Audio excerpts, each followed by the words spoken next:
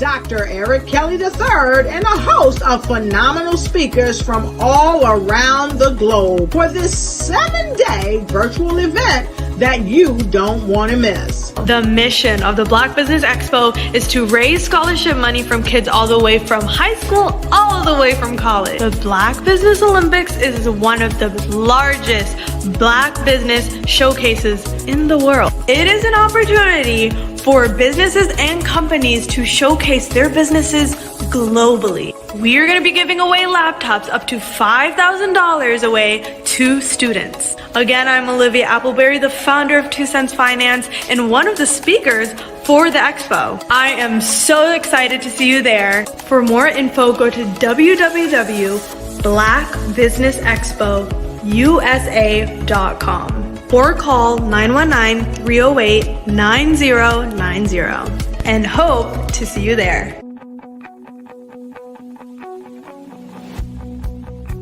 I am Black Business. From the moment I wake until the time I sleep. Yes, I am Black Business. I am Black Business. Tell me, are you Black Business? I am Black Business. Do you support Black businesses? Listen, I support Black business because I am Black Business. Black Business Expo, one of the largest business showcases in the history of Black business in the world. The world! Sign up today at www.blackbusinessexpousa.com or call 919-308-9090. I am Black Business. I am Black Business. From the moment I wake until the time I sleep, I am Black Business. I am Black Business. Are you Black Business? I am Black Business. Do you support Black businesses? I support Black business because I am Black Business. Black Business Expo, one of the largest business showcases in the history of Black America in North Carolina. Sign up today at www.blackbusinessexpousa.com or call 919-380-9090. I am Black Business. I am Black Business. From the moment I wake until the time I sleep, I am Black Business. I am Black Business. Are you Black Business? I am Black Business. Do you support Black businesses? I support Black business because I am Black Business. Black Business Expo, one of the largest business showcases in the history of Black America in North Carolina. Sign up today at www.blackbusinessexpousa.com or call 919-380-9090. I am Black Business. I am Black Business. From the moment I wake until the time I sleep, I am Black Business. I am Black Business. Are you Black Business? I am Black Business. Do you support Black businesses? I support Black business because I am Black Business. Black Business Expo, one of the largest business showcases in the history of Black America in North Carolina. Sign up today. How many times have you been asked to help someone you didn't even know, a student, a business entrepreneur, or did you ever even ask, where did they end up? that business, that friend, that entrepreneur. Well, just maybe they ended up in a gang, bankrupt, homeless, or worse, dead. Maybe they turned to crime, drugs, and alcohol. Did you ever wonder? Did you destroy their dream, or was your life always so easy? At the Black Business Olympics, we started a movement to help students complete. Give them hope and foster success. Help them to leave their dreams of providing laptops, computers, and up to $5,000 in scholarship funds. Today, we ask you to help a student, a business owner, or an entrepreneur to realize their dream by sponsoring them, supporting them, and buying from them. Consider this. With $1.6 trillion in our Black community, we only ask for a small donation for our students, our businesses, and our entrepreneurs. And you can change a life today. So I ask you, what are you going to do? Sit on the sideline and watch our students in high school be leaving, miss out on their dream from lack of resources? Or are you going to donate to the movement and change their future and yours as well?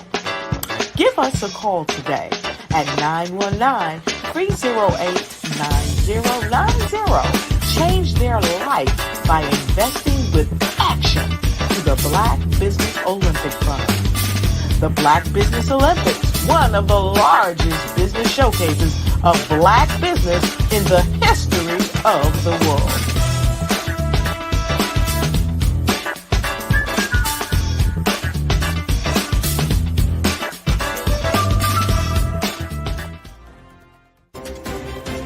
Hello, I am Dr. Eric Kelly III, the visionary strategist and founder of the Black Business Olympics.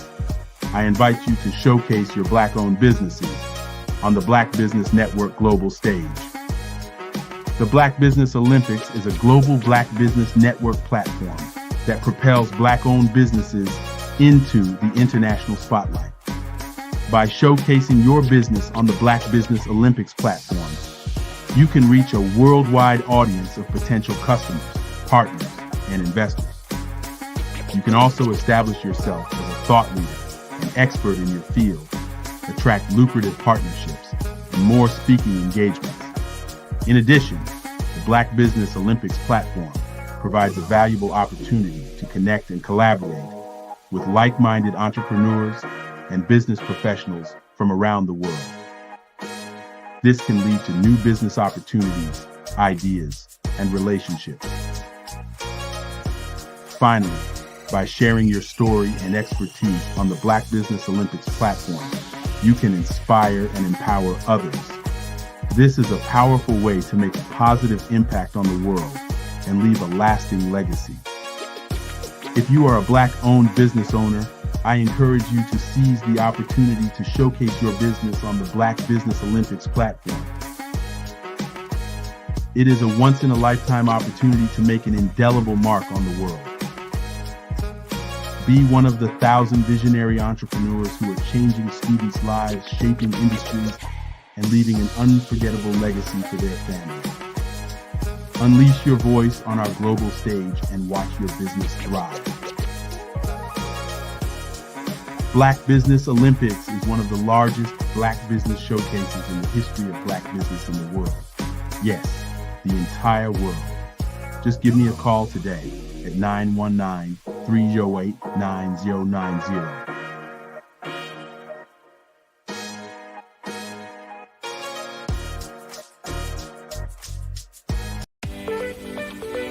You are in the right place at the right time.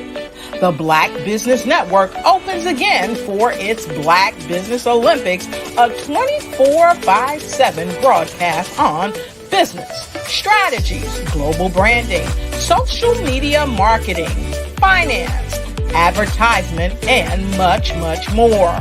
featuring the top, most powerful entrepreneurs and speakers and thought leaders from all around the world as they gather together for this phenomenal event. Join the Black Business Network streaming live into the metaverse, STEM City USA, Black Multiverse, Pod TV, Roku, Hulu, iHeartRadio, Apple TV, YouTube, TikTok, Instagram, Google Podcasts, Facebook, LinkedIn, IBM TV, Spotify, and Twitch. Tune in today and be a part of this amazing movement. The Black Business Olympics welcomes you.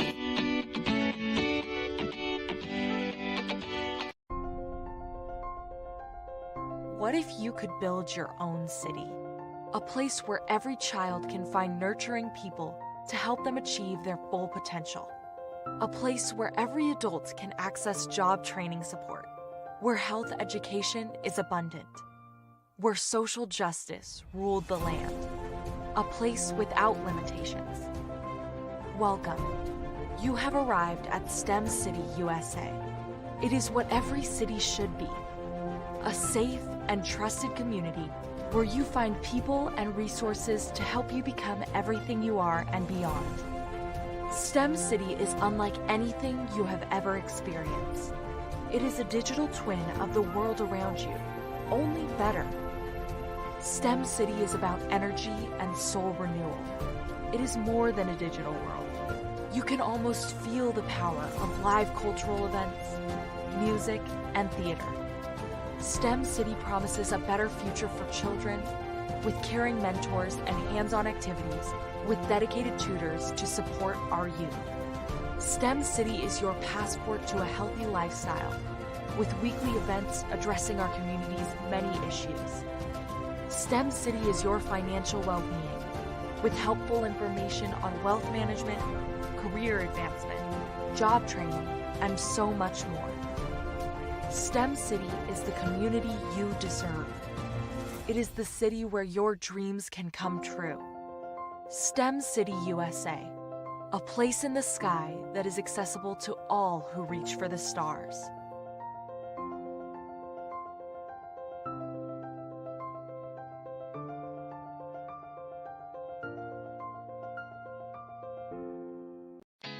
Did you know women represent just 3% of Fortune 500 CEOs and less than 15% of corporate executives at top companies worldwide? Have you wondered what the secrets are to getting into the top ranks, whether in the private or public sector? Do you want to figure out how to stop being held back in your career or passed over for promotion? Then you're in the right place. Hi, I'm Dr. Madeline Ann Lewis, President and CEO of the Executive Women's Success Institute. I have decades of experience in the military, the federal government, and corporate America, and my mission is to help women succeed and tap into their full potential. I want to reach 1 million plus women around the world to become the leaders they are meant to be.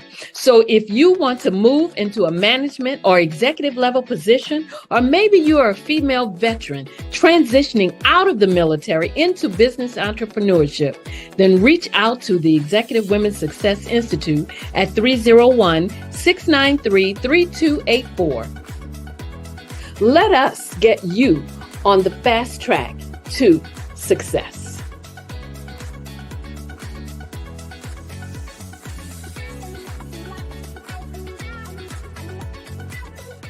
Phenomenal Tanya T. Wise, who is here from the great state of Maryland. Tanya, welcome and thank you for being with us today. Can you indulge our audience a little bit and tell them just a little bit more about who you are and what it is that you do?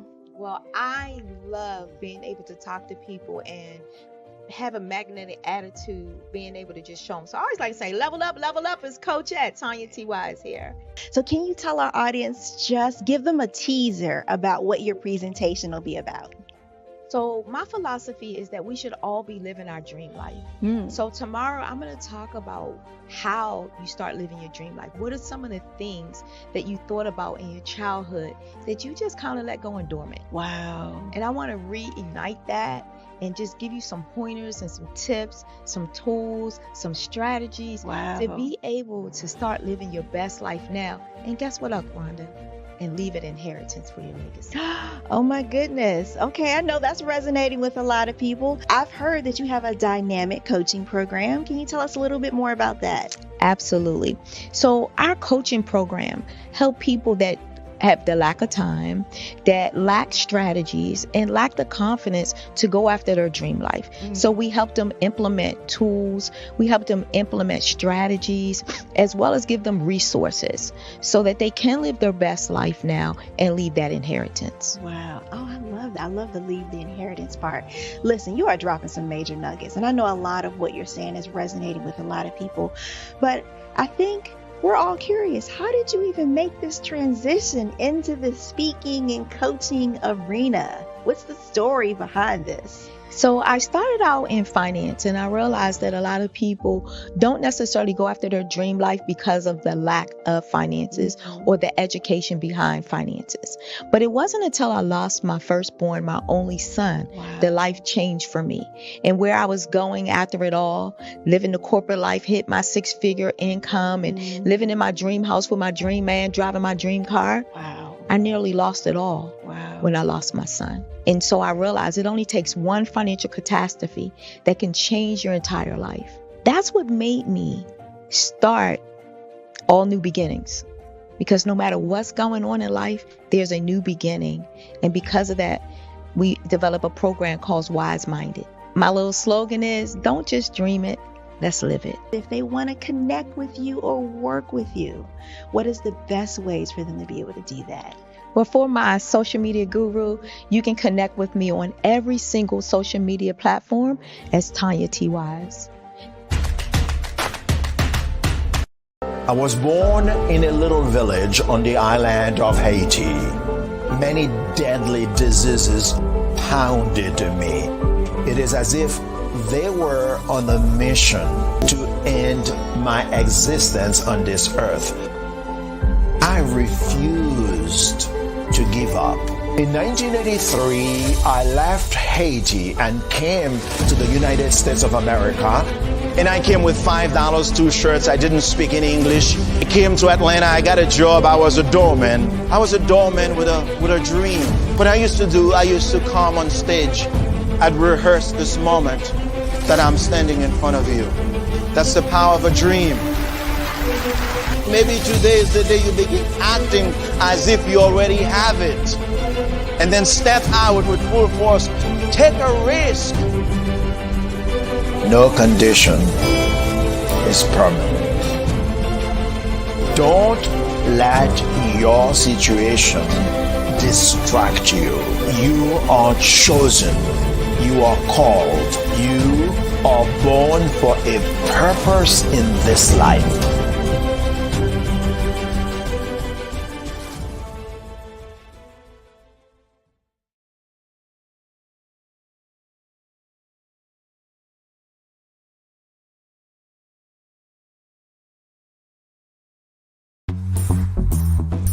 Attention all entrepreneurs and companies. Are you looking for reliable and efficient virtual assistants and back office support to help you manage your business tasks? Look no further than Superwoman Business Services. Our team of virtual assistants provides a full range of administrative support services, including operations management, social media marketing, and much more. We also offer website design services to help you create a professional online presence that reflects your unique brand. In addition to administrative support and website design, we offer business development and structuring services to help you grow your business and achieve your goals. We'll work closely with you to identify areas of improvement and develop a customized plan to help you reach your full potential. At Superwoman Business Services, we understand that running a business can be overwhelming and time-consuming. That's why we're here to help you fly high and achieve success. Our virtual assistants are highly skilled, experienced, and dedicated to providing you with the support you need to thrive. Come fly with us and take your business to new heights. Let us help you become the superhero entrepreneur you are meant to be.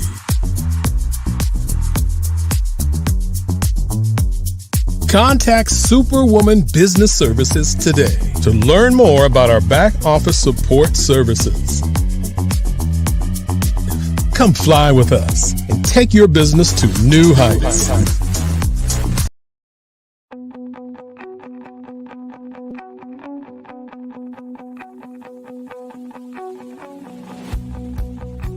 I am Black Business. From the moment I wake until the time I sleep. Yes, I am Black Business. I am Black Business. Tell me, are you Black Business? I am Black Business. Do you support Black businesses? Listen, I support Black business because I am Black Business. Black Business Expo, one of the largest business showcases in the history of Black business in the world. The world! Sign up today at www.blackbusinessexpousa.com or call 919-308-9090. I am Black Business.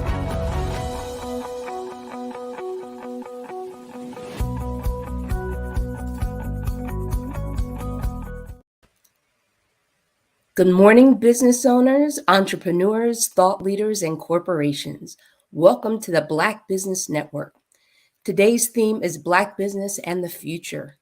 My name is Carla Hill, and I'm your business moderator for this morning on the Black Business Network.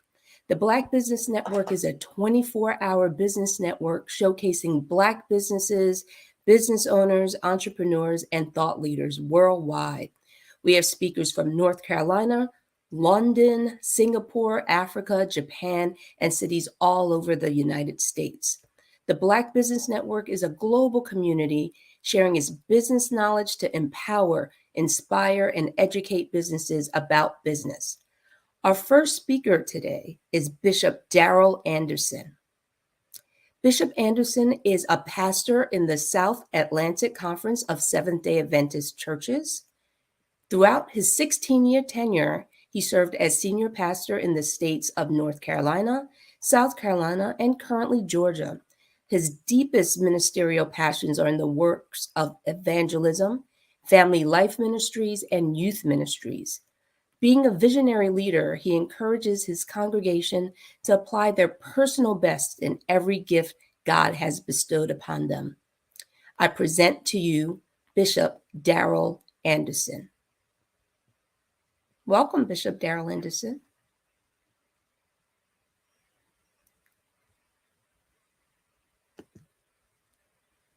Oh, you're on mute, Darrell. Bishop, you're on mute. Good morning. Good morning. Can you hear me now? Yes. Good morning.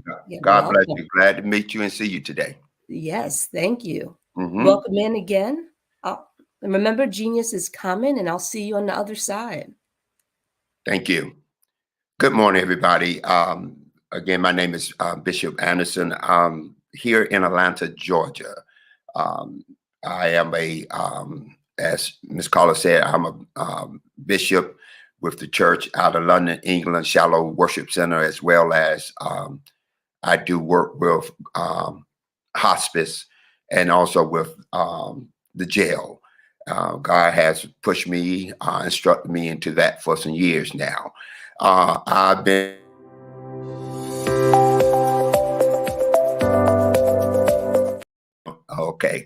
I've been here with brother Dr. Eric Kelly for some time now. We've been knowing each other for some years, and I'm glad to be and support this vision that God gave him some years ago. This morning we're going to begin, and we're going to talk about. I'm going to talk about the Black church, the business in the Black church. And I come from a perspective, not just to come this morning to preach to you, or to just give you scripture, you can do that at your local church or the TV or the podcast or whatever mechanism that you might want to do. So I'm not here to try to do something with as being a pastor to you or a bishop. I'm here because of the business, the Black Business Network, and understanding the church as a business. One of the things that have resonated with me over the last years in ministry, I've been in ministry over 30 years now, is how to deal with the business in the church. And I know a lot of time, excuse me, people don't say or think that church have is business, but it is. Anytime you collecting money or collecting any kind of monetary gain or building wealth or building anything, becomes a business. It can also become an entertainment if you're not careful. If you don't keep it in a place of worship. So that's something that the church or the church board have to maintain and understand, to keep this as a place of worship, as well as handling the other side of the church, which is paying the bills, helping people, and being a community service to people. One of the things that I am endeavoring and doing as I come in the Black business is to talk about how to deal with grief, how to handle grief. Now, why is that so important in the church, Bishop? Because many times people sit in the church every Sunday. They come to the altar, no matter where your denomination is, whether Baptist, Pentecostal, Church of God in Christ, whatever the church is, people are still the same. They're dealing with situations in the community, and if it doesn't resonate with the church or the pastor of that church, then all you're going to do, you'll never get the relief you need, or understanding that there are mechanisms out there in the community to help you get through what you're going through. Now, don't get me wrong. I love the Lord. I love the Lord. I love scripture. I love his faith. I love to have faith in God.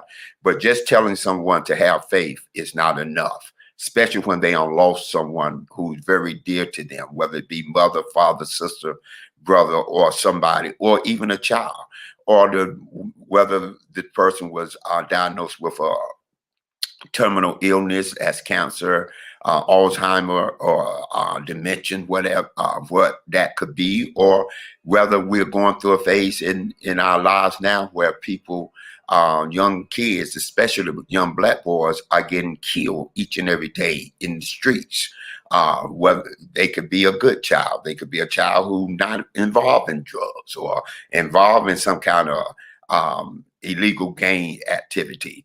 But they get in the way, or they're in the way, or a bullet find them, and they are taken away from that mother, that father, just in an instant. So this parent do not have time to say goodbye. They do not have time to say I love you, or to bring closure to whatever situation have taken that young boy or that young girl away. So, and these individuals come into your church, or they don't come to church anymore because they feel there's no one who understands, no one who help, and no one who's there. My business now is to reach this generation, or reach these individuals out here, whether it be older or younger, to reach them and first of all, understand that there is someone who understands, who's there for them. I did this because of the loss of my mother back in 2017, and the loss of my sister, who passed away from ALS in 2020. So to help motivate and keep me going, I went into this field as well. So this is what we're talking about this morning. And I'm going to give it to you again, but I'm going to continue giving it to you because I know it's people out there. My email is pastordanderson@yahoo.com. You'll probably see it at the underscore eventually, but again, that's Pastor D. bishop.anderson@yahoo.com. And I want to hear your story. I want to hear what you're going through. And the reason, one of the other reasons is that, yes, where somebody might say, well, Bishop, there's grief places out there, there's churches, there's other people who are doing this. You're well, you're right. But I found out, and in my exploring in this subject, that it's a lot of information, a wealth of information out there. Many of the churches are not adhere to it, or they do not have programs or a group set up in their church to handle this type of a situation. And the other thing I found out, that it's not enough of us, people who look like us, people who talk like us, people who know our culture, that we are supporting each other. We're talking about Black business. We're talking about network. We're talking about supporting each other. But it's not just about attaining wealth and leaving wealth. That's very important. But what good is to leave wealth or attain wealth if you're messed up, or you're not feeling good, or you can't get past someone or something that happened, whether it be a divorce? Because grief is not just the loss of a loved one. Grief can be divorce. Grief could be the repossession of a car that you can't get past, and you feel like you was at the top of your pyramid and you fell down. So these individuals are coming into your church. They're on this network each and every month, each and every week. When Dr. Keller presented, a lot of times people don't say anything, but they are there, and they are hurting, and they're trying to move through what they're going through. Jesus said in John, the 11th chapter, when Mary ran to him, and Mary made this statement to her, John 11th chapter, verse 22 said, now Martha said to Jesus, Lord, if you had been here, my brother would have not died. But even now, I know that whatever you ask of God, God will give you. Very powerful statement. That's John 11th chapter, the Gospel of John, verse 21 and 22. Lord, if you would have been here. That's a lot of people are at that state. They love God. They love the church. They love things that they're doing. They have their own business. They're having their own, they're going through their own personal wealth, building wealth. And believe me, I understand the building of wealth. I support you in your network, and I support you in your business. But you can't give out what you can't feel. If you can't feel empathy, if you can't feel compassion, if you can't feel what people are going through, all we are seeing is the monetary value in people, then it's not going to last. You might build it up, but it's not going to last, because at the end of the day, when everybody's gone home, when everybody have left the funeral, when everybody have left you from a divorce party, when everybody have left you and you're still there by yourself, you have to deal with who you are as a person. And that's so important, and how you make it through that. I had people who come to me as a pastor and say, Bishop, my father passed, and I see tears running down the young lady's eyes. And she said, Bishop, my father passed, or my mother passed. This person might say my mother passed, or somebody passed. And I'm sitting there, I'm like, oh, wow, I'm so sorry to hear that. My condolence to you. And so we begin to talk and elaborate, and there eventually says, come out, that they passed 10 years ago, 15 years ago. But this person is still processing their grief as if this happened right then.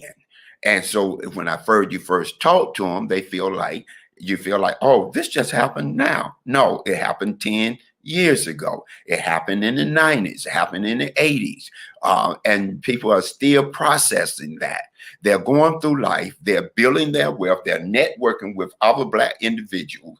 And they're still going through the emotional trauma that's going on in their life. And if you're going through that and trying to network with people, eventually you're going to carry, it's early in the morning. Eventually you're going to carry some of that into the next phase of your life.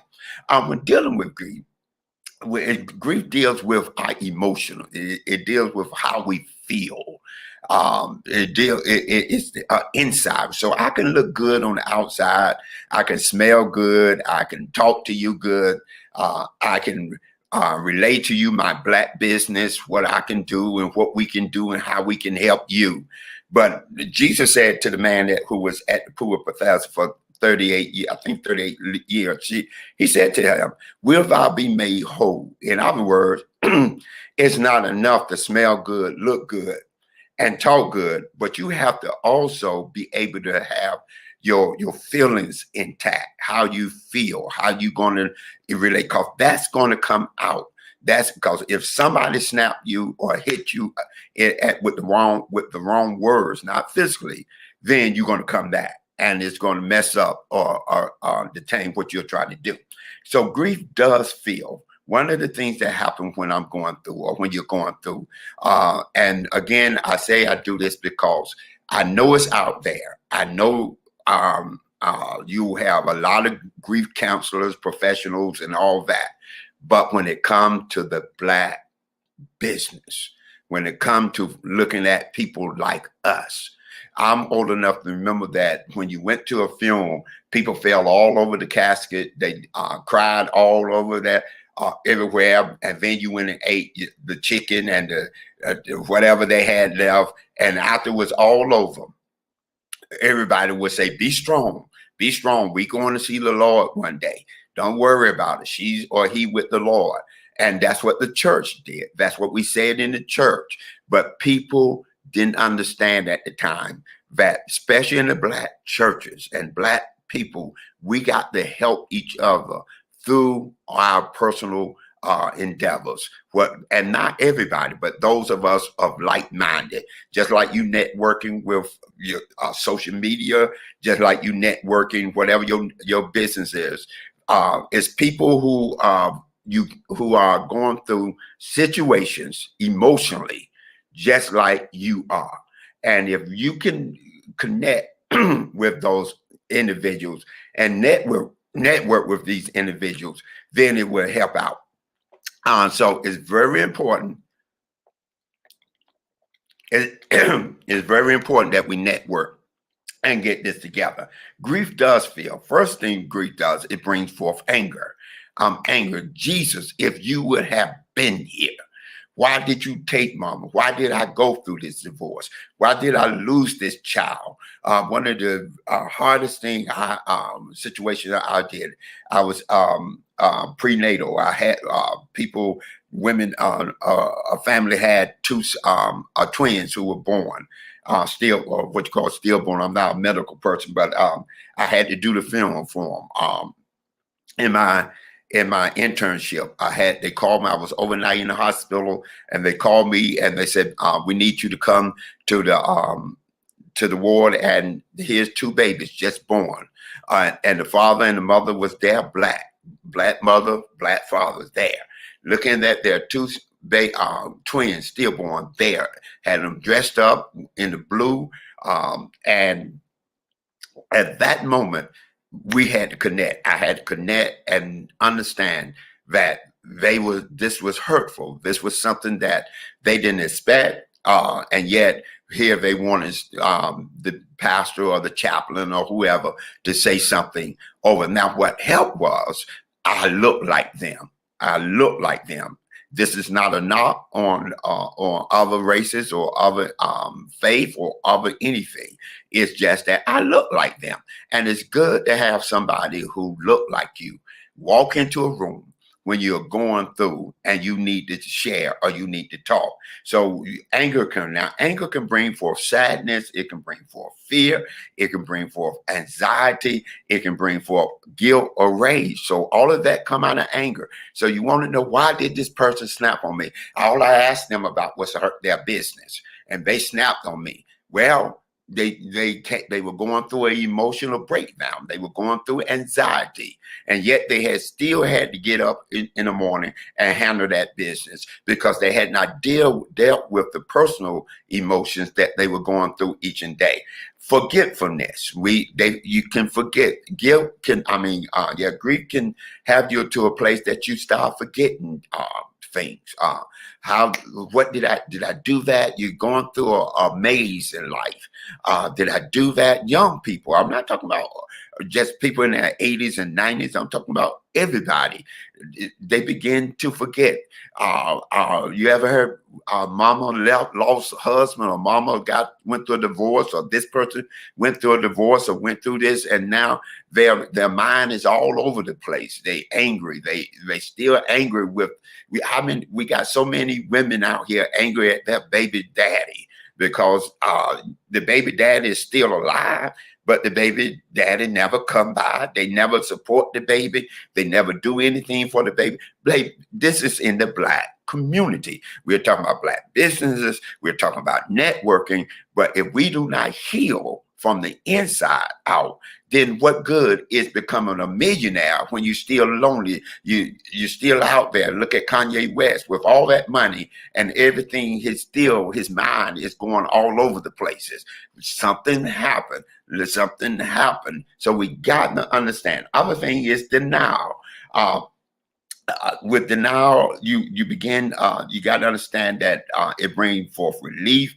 That didn't happen. Did this man really do me like this? Did this person really leave me?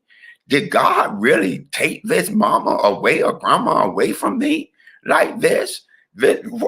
I know mama is still here. I meet so many people, and this has nothing to do with your belief, what you see. I'm not here to condone it or to judge it. A lot of times people say, well, Bishop, I see mama. She come to me every night in my dreams, or I see daddy come to me every night in my dreams. And I don't sit there and say, well, they don't come, because at that point, whether that's true or not, this is where they are. This is where they are. Mama's not dead. She's in the house with me, or this is going on with us. All of this is happening right there in the house. Where is it happening at? Let me tell you, in the Black community. It is in the Black business. It's in the Black churches. These are happening every week, every day, every hour, that this is still going on. And you don't know who going through these kind of situations as you're out there trying to network, out there trying to start your business with them, or what's going on with them. So when you're going through this relief, you get from the relief, you get envy and shame and resentment and loneliness. It just entrap you into all that is entrapped in your body, and now you begin to resent people. Why is she hateful? Why is this person envy of me? Why is this person? Because you still got your husband, or you still had your mama, and they don't. And your mom, maybe that person in their eyesight wasn't as good as their mama was, but God took their mother. God called their grandma home, and here's your grandmother or grandperson that never went to church, never did this, or never even picked up a Bible, and they still out here doing what they have to do. Resentment is out there. Loneliness. We're coming up to the holidays now, where people one of the chairs at the Thanksgiving table is empty, or two chairs are empty. Maybe that young mother had lost her son, who was 20 years old, 18, 19, 20 years old. And now they sitting up there, have to go through this year, go through these next couple months with the loss of their son, or loss of their daughter. And you're out there trying to present your business to them, and not understanding that this person is still grieving. You or I or somebody might say, well, they should just move on. No, that's not for us to say. That's not for us to deal with like that, to tell somebody to move on. They need to move on. We should be there as a process to help them, as a support mechanism to help them. We want to support people in other businesses. We start business. I want to help you with your networking. I want to help you with this. I want to help you with that. Well, we need to help. Will thou be made whole?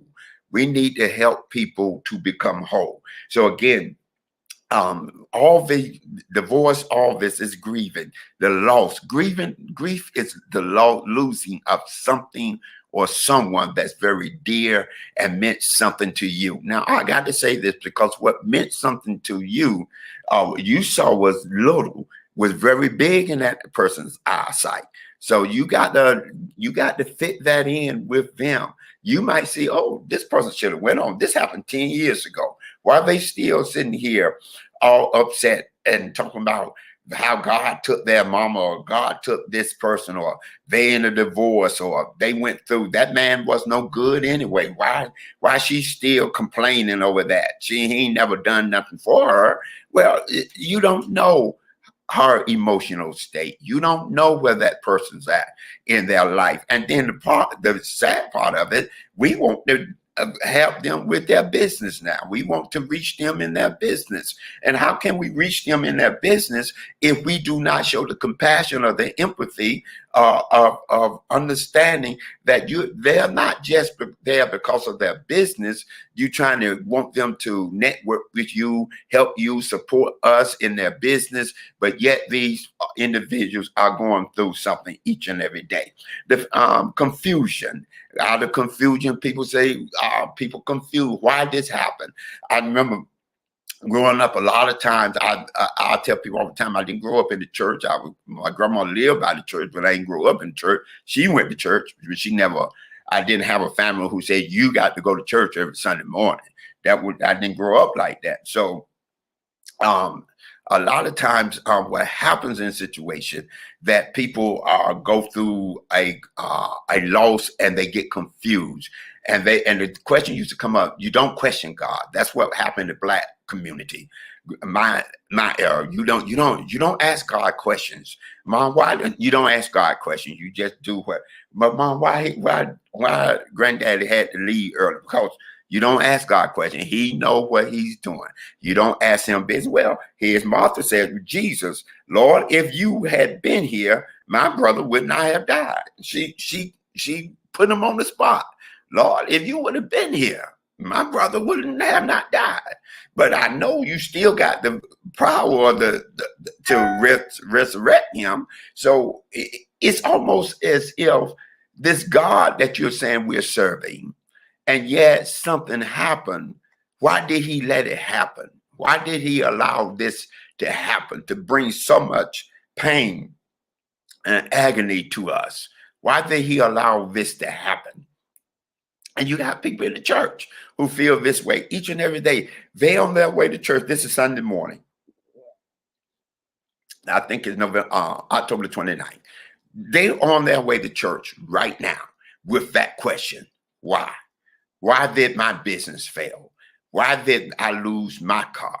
Why did I lose my family? Why did I have this? And they're looking for that preacher, that pastor, that bishop, that archbishop, that priest to answer those questions. And if we fail it, we fail the mission. And I put us in there, me too, I'm part of this. We fail the mission because we do not address those questions. Why? The biggest question in any business, why am I starting this business? You got to ask yourself when you starting your business, why do I start this? Why am I starting this business? What is the need out there? Why is your business so important? I'm not even talking about grief now. I'm talking about whatever business you're about to start. Why is this so important? Why is this important? Is it just important to you?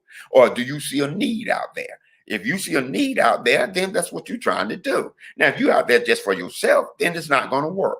But if you see a need and you're out there trying to help somebody, because every business don't become a millionaire, but it's still a support. It's still out there. So if the question goes out all the time, why? I'm doing it. Why are you going back to school to get all this education? Why are you getting married? to have children, to have a family, or to have somebody there just to go to the movies with. The questions are always out there. Why? So when someone lose someone, they still asking the questions, why? I don't care how much they're faith. Now here people talking about you don't have faith. You got to have faith. Put your faith in God. Put your faith in this person.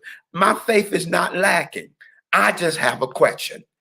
I have a question, and the question I'm asking, it need to be answered. And I don't need it to be answered by other nationalities or people of different faith or different this. I need someone to answer my question who look like me, who have experienced some things like me, who smell like me, who hair look like me, who beard look like me.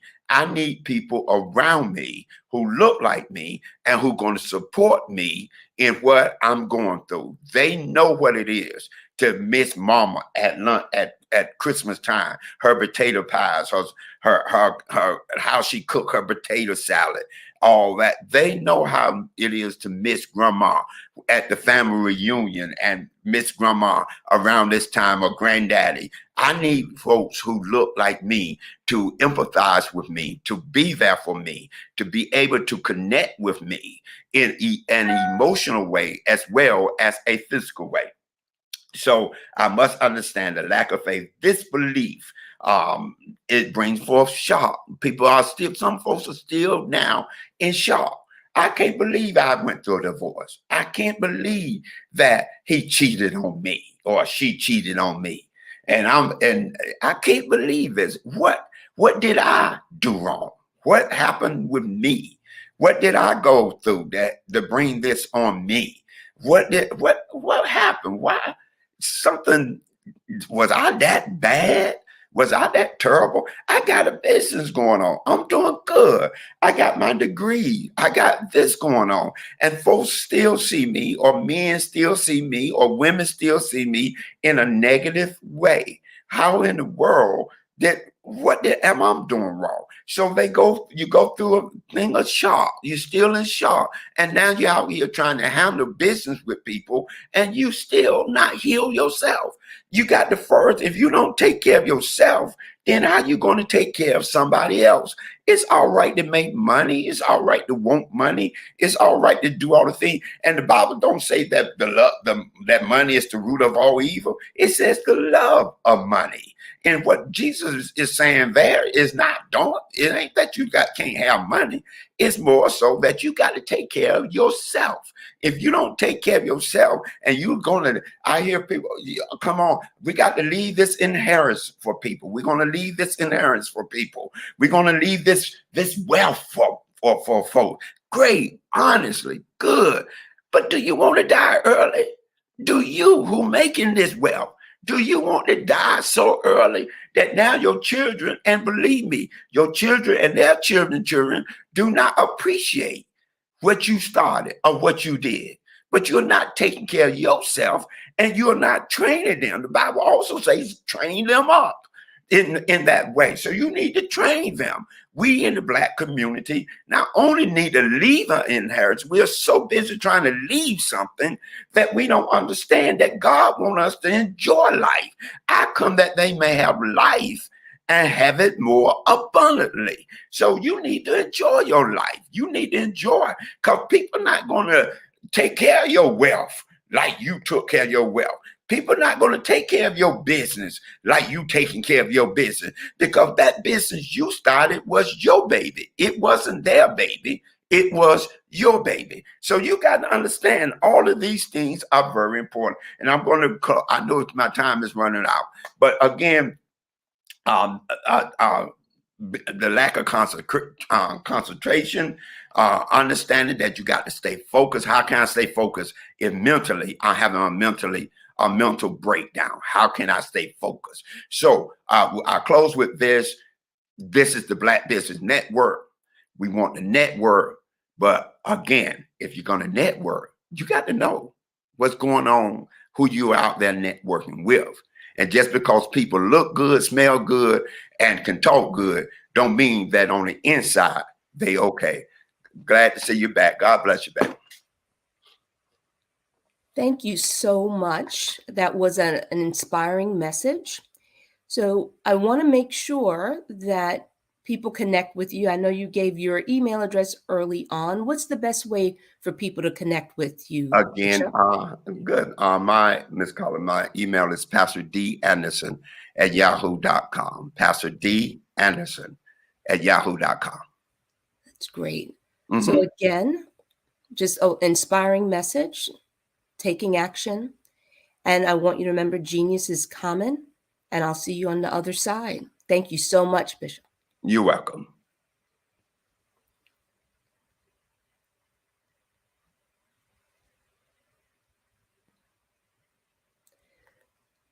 So I just want everyone to remember that the Black Business Expo's mission is to raise funds for high school seniors going to college or K through 12 entrepreneurs. This expo is a fundraiser for students. You may go to www.blackbusinessexpousa.com to donate to the scholarship fund or use the Cash App that's on the screen below, BBX USA. Our goal is to give laptops and up to $5,000 to 10 students. Students can register online at www.blackbusinessexpousa.com. Every dollar counts, so we want to remind you to donate to the scholarship fund. And we want to thank our very special sponsors. The Black Expo sponsors for October 2023 are NC 100, Moody Capital Partners, Suede Soul, Lotus Ritchie Coaching and Training, Carolina Virginia Minority Supplier Development Council, Step Management, Barbara H. Smith, LLC, Margie McLean Foundation, Incorporated, Genius is Common, Earth Essentials, Melanie Shaney Global, Executive Women's Success Institute, The Quality Coaching Company, Superwomen Business Services, Creative Force Studios, Lee Entertainment, Artistic App Design, Black Business Expo USA, First Atlantic Insurance, 5-Star BDM, and Hello LLC. Remember, genius is common, and I'll see you on the other side.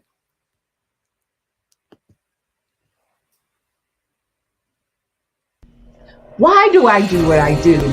You know, my life coach asked me that a few years ago, and she said, Tony, what's your why? And I told her, and she said, girl, you've already accomplished that. Perhaps you need a new why. Hi, Tony Harris, Amy Hoydu with Say It Said Marketing, one of your students, and just wanted to say thank you, Tony Harris, for spending so much time with me and giving me that boost in my business that I so drastically needed.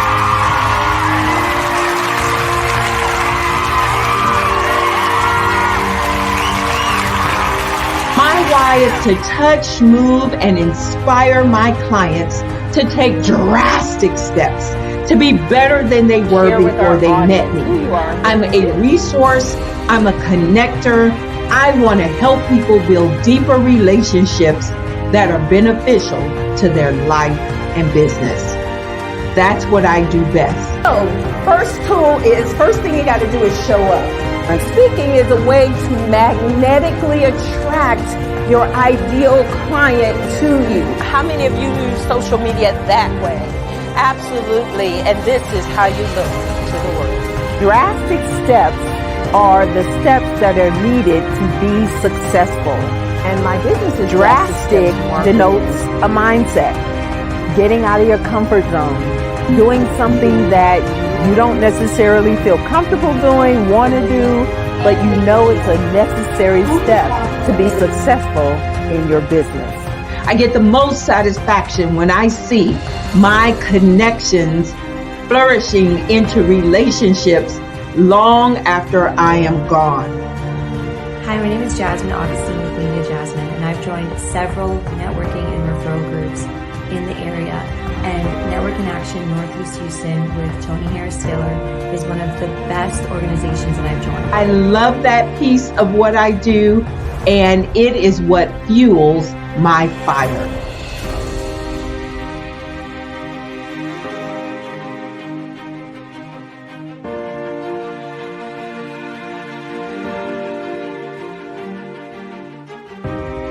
My name is Tony Harris Taylor, saying take a drastic step today for a fantastic tomorrow.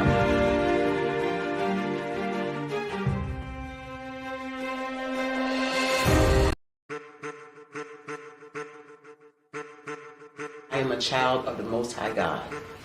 He has gifted me in ways that I could not even imagine and didn't know.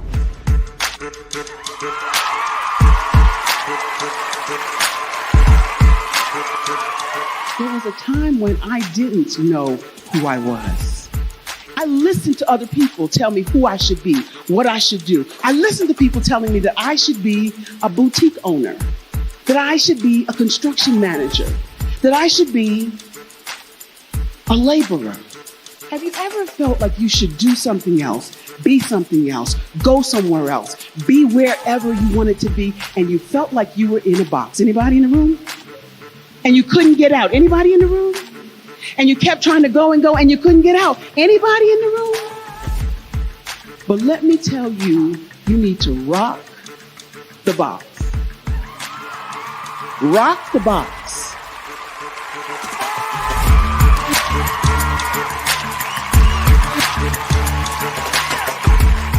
I am engaging, inspiring, and empowering.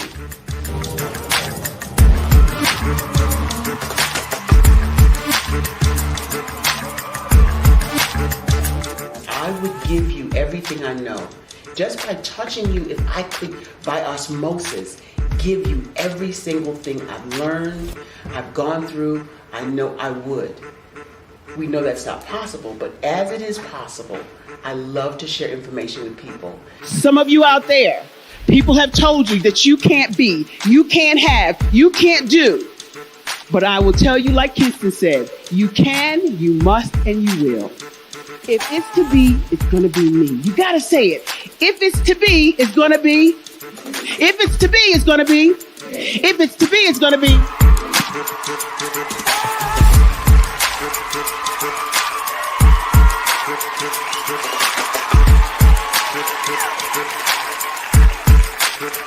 Barbara is because she believed what her mama said about her and not what other people told her.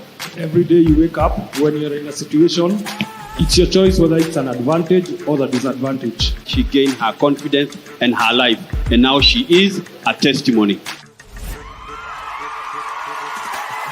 If I can help you elevate yourself, then I feel like I'm elevating my own self as well. What you know and I know together can change the world.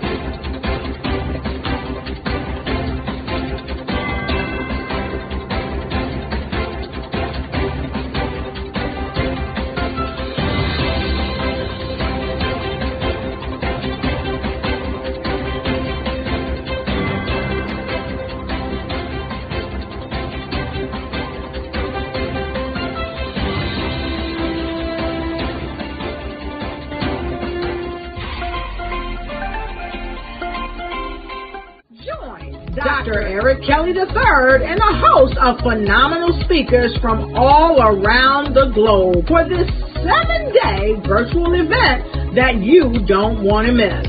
The mission of the Black Business Expo is to raise scholarship money from kids all the way from high school, all the way from college. The Black Business Olympics is one of the largest Black business showcases in the world. It is an opportunity for businesses and companies to showcase their businesses globally. We are going to be giving away laptops up to $5,000 away to students. Again, I'm Olivia Appleberry, the founder of 2 Cents Finance and one of the speakers for the expo. I am so excited to see you there. For more info, go to www.blackbusinessexpo.com. unforgettable.usa.com or call 919-308-9090 and hope to see you there. I am Black Business. From the moment I wake until the time I sleep. Yes, I am Black Business. I am Black Business. Tell me, are you Black Business? I am Black Business. Do you support Black businesses? Listen, I support Black business because I am Black Business. Black Business Expo, one of the largest business showcases in the history of Black business in the world. The world! Sign up today at www.blackbusinessexpousa.com or call 919-308-9090. I am Black Business. I am Black Business. From the moment I wake until the time I sleep, I am Black Business. I am Black Business. Are you Black Business? I am Black Business. Do you support Black businesses? I support Black business because I am Black Business. Black Business Expo, one of the largest business showcases in the history of Black America in North Carolina. Join Dr. Eric Kelly III and a host of phenomenal speakers from all around the globe for this 7-day virtual event that you don't want to miss. The mission of the Black Business Expo is to raise scholarship money from kids all the way from high school, all the way from college. The Black Business Olympics is one of the largest Black business showcases in the world. It is an opportunity for businesses and companies to showcase their businesses globally. We are going to be giving away laptops up to $5,000 away to students. Again, I'm Olivia Appleberry, the founder of 2 Cents Finance and one of the speakers for the expo. I am so excited to see you there. For more info, go to www.blackbusinessexpousa.com or call 919-308-9090 and hope to see you there. I am Black Business. From the moment I wake until the time I sleep. Yes, I am Black Business. I am Black Business. Tell me, are you Black Business? I am Black Business. Do you support Black businesses? Listen, I support Black business because I am Black Business. Black Business Expo, one of the largest business showcases in the history of Black business in the world.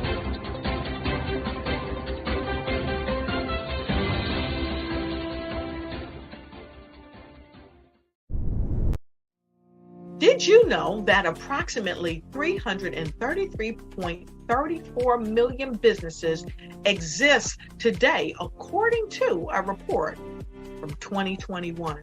And you may be one of those businesses, or maybe you're not in the business market yet, but you're aspiring to be a business owner. Well, guess what? You're in the right place at the right time. Because let's face it, everything is about timing and opportunity. Hi, my name is Dr. Lotus Richey, and I'm the CEO and founder of the Lotus Richey Coaching and Consulting LLC, along with the Lotus Richey Ignite Show.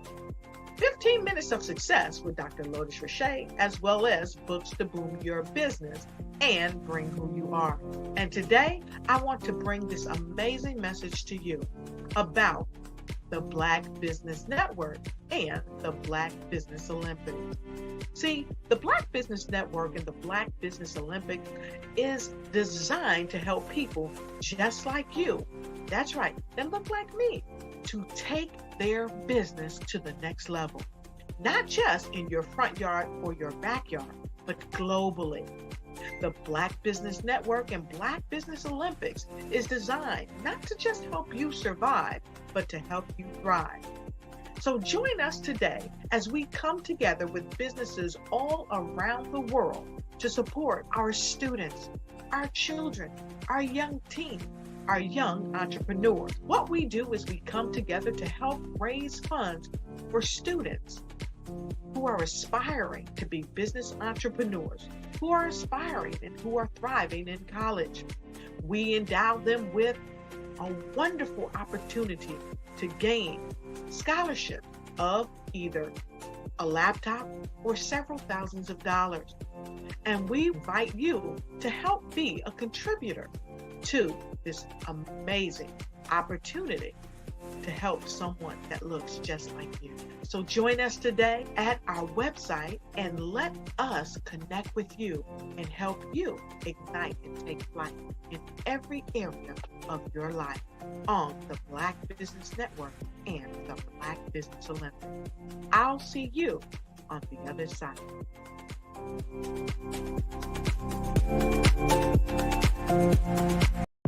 The Black Business Network and Black Business Olympics are essential platforms for Black business owners globally. They provide the tools and support you need to succeed in today's competitive marketplace. Join us today as we collaborate together with businesses from around the world to support our children, students, and young future entrepreneurs, Black businesses and corporations. We raise funds for students going to college and young entrepreneurs who are aspiring to be business owners, and we invite you to be a contributor today. Visit the website www.blackbusinessexpousa.com to connect with and learn more about how the Black Business Network and Black Business Olympics can help you not only share your amazing business story to businesses, but also serve future generations. Hello, my name is David Jones, CEO and co-founder of the Hello LLC, where we help businesses build a culture, brand an experience, and leverage technology to pivot into Web3. Join the Black Business Network streaming live into Roku, Metaverse, STEM City, Black Multiverse Enterprises, Hulu, YouTube, iHeartRadio, Apple, Facebook, LinkedIn, Spotify, Twitch, and Google Podcasts. Tune in, turn on, and let's thrive.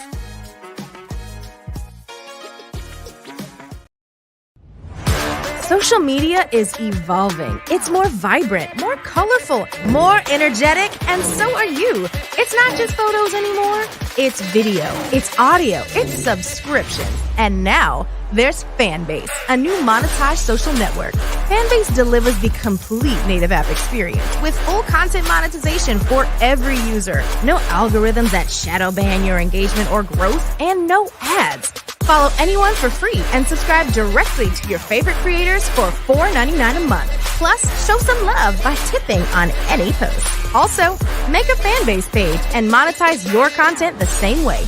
Finally, connect with your followers by posting the amazing content you already create. And now, get paid for it. It's time to energize and monetize, because everyone's a fan of something and everyone has a fan base. I am from Washington, D.C., but I was raised in Durham, North Carolina. I came to Durham when I was about 5 or 6. And then I travel back and forth to D.C. because it's where my people are from. One of the unique things about my family is my mother, she's also an artist. She does quilting. And she does a lot of artistic things. And then my son, he draws with both hands, his right hand and his left hand like I do. So that's kind of a family trait. And then my other son, he's a videographer, and my daughter, she works, she's a regional vice president for Sunglasses. When you start out drawing and sketching, you want to continue to explore, each avenue. I do pastels, I do pen and ink, I do painting, I do acrylics. I haven't done oils yet. But I try to do all facets of art. What I say to a lot of times to people is, you can't put yourself in a box when you're an artist. You have to explore. And over the course of my life, I've tried to explore different mediums. I also do sculpture as well. I choose my subjects by the intensity that they have in their faces or the intensity that somebody is moving, because I do more than portrait drawings. I also do I do abstract, and then I do figurative drawing also. Well, what happened in this particular show is that I started out trying to come up with something that would be a little bit different than what everybody else is doing. So I was working on a Barack Obama show, and they wanted me to do some paintings of Barack. And so what I did was, because of the deadlines, I kind of did it kind of fast. And then I realized when I was doing it fast, I enjoyed it. And so then I started doing other pieces the same way, and I started to enjoy those pieces also. And so I came up with this particular style, and it's a style of lines and colors. And what's interesting is that when I was in college, I did a show called Lines, Colors, and I talked about the boldness of the blacks, the hotness of the whites, and this is how this has come about, later on in my life. And the colors comes from a lot of the entertainers that I work with, where they wear different colors. They don't wear, your plain reds or your whites. They wear different colors, and so that's also another piece of what's giving me the colors.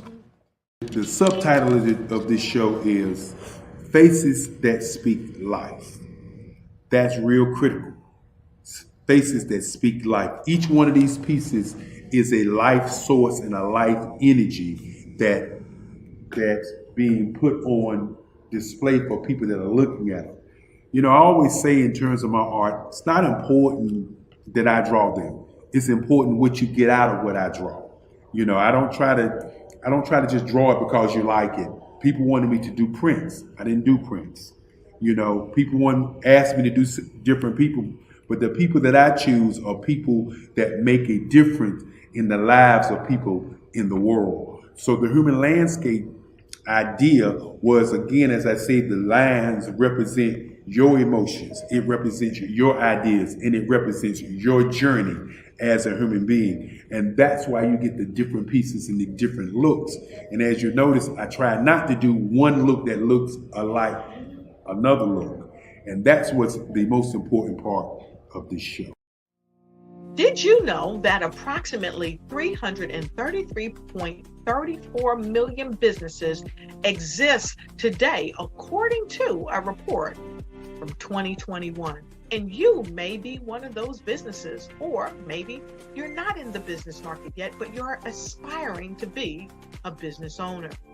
Well, guess what? You're in the right place at the right time. Because let's face it, everything is about timing and opportunity.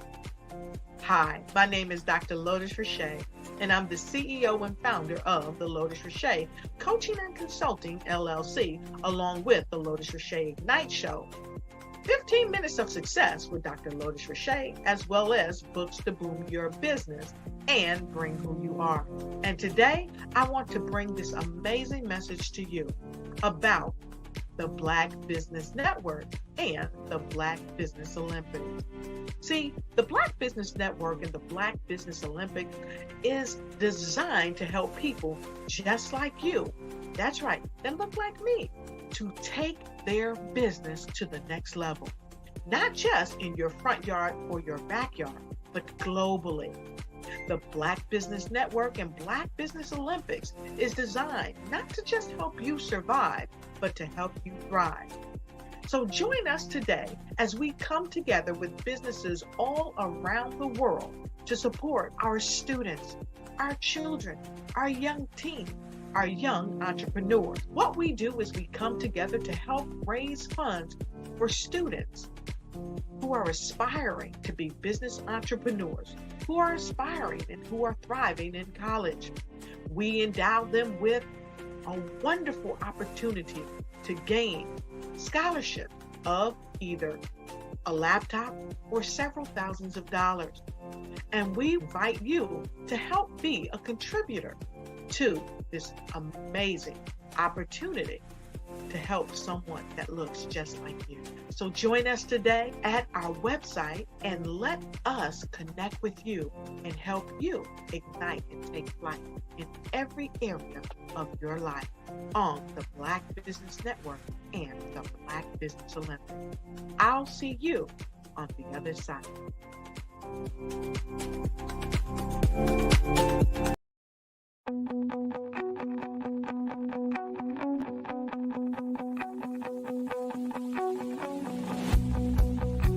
I am Black Business.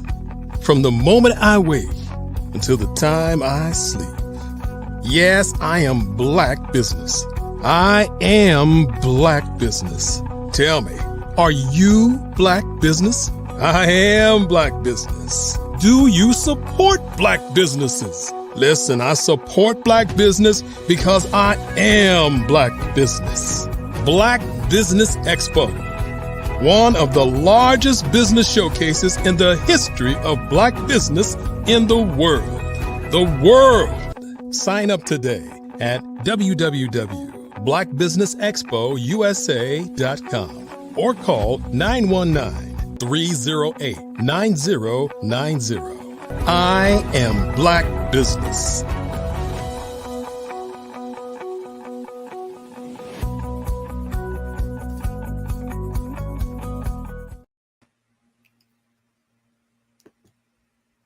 Welcome in all.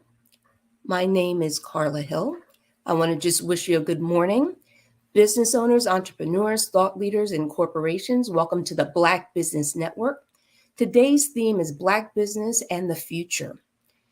Again, I'm Carla Hill. I'm your business moderator for this morning on the Black Business Network. The Black Business Network is a 24-hour business network showcasing Black businesses, business owners, entrepreneurs, and thought leaders worldwide. We have speakers from North Carolina, London, Singapore, Africa, Japan, and cities all over the United States.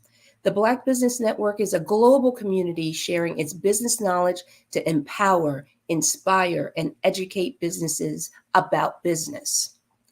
Our next speaker is Virgil Thornton.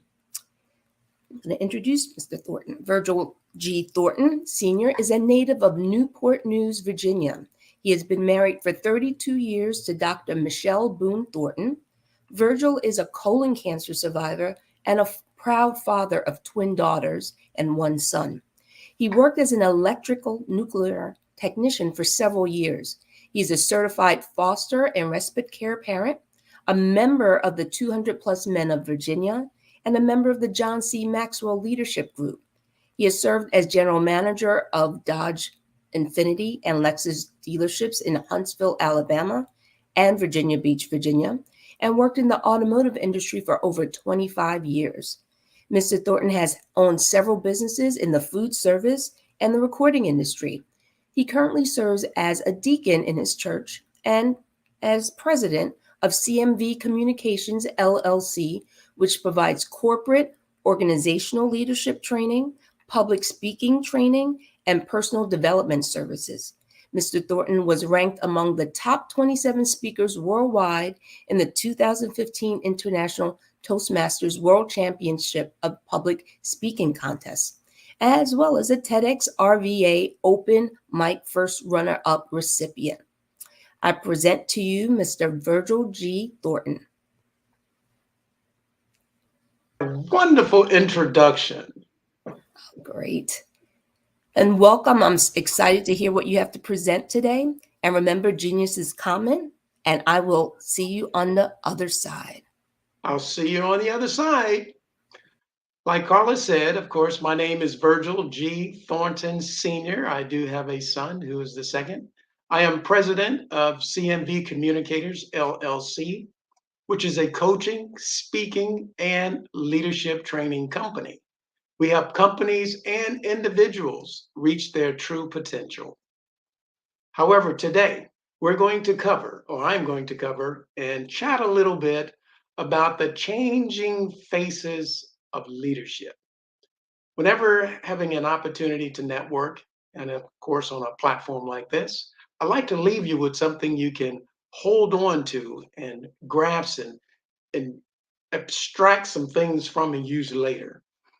So today, when we look at the changing faces of leadership, we first understand that leadership is essential and is an essential component to any organization or business, and especially business, because it's the backbone of the business. For instance, like him or not, the world is witnessing a huge impact that Coach Deion Sanders, aka Coach Prime, as the leader of the Colorado football team, is having on his team's performance. And of course, they've had a couple losses here recently, but I'm primarily focusing in on his leadership. He's affecting the athletic program on the college. He's affecting the synergy on the college, and he's definitely is positively affecting the economy of his community at large. For instance, their first football game was noted as having a spike of an $18 million impact on the local economy. And that was for 1 week. Leadership is a difference maker. But when looking at leadership, let's go back to the basics. And since we were talking football as an American football, we'll look at one of the winningest coaches in the history of football, Vince Lombardi. It is said that Vince Lombardi starts every training camp with the very basics of football. He holds up a football and he talks to professional football players, and he goes through the basics of how a football is made and what it is made of. So I ask you, what does leadership mean to you? Leadership influences others' actions and their attitudes. Leaders must have followers. For instance, Jesus in the Bible had 12 disciples. He didn't just walk around by himself. Dr. Martin Luther King had the civil rights movement, and he had many people from around the world and all different walks of life to follow him. Leadership is influence. Some people, unfortunately, have a negative way of using that influence, like Hitler. But in business, we understand as business owners that we are the influencers of our business. So I ask also, is there such thing as a born leader?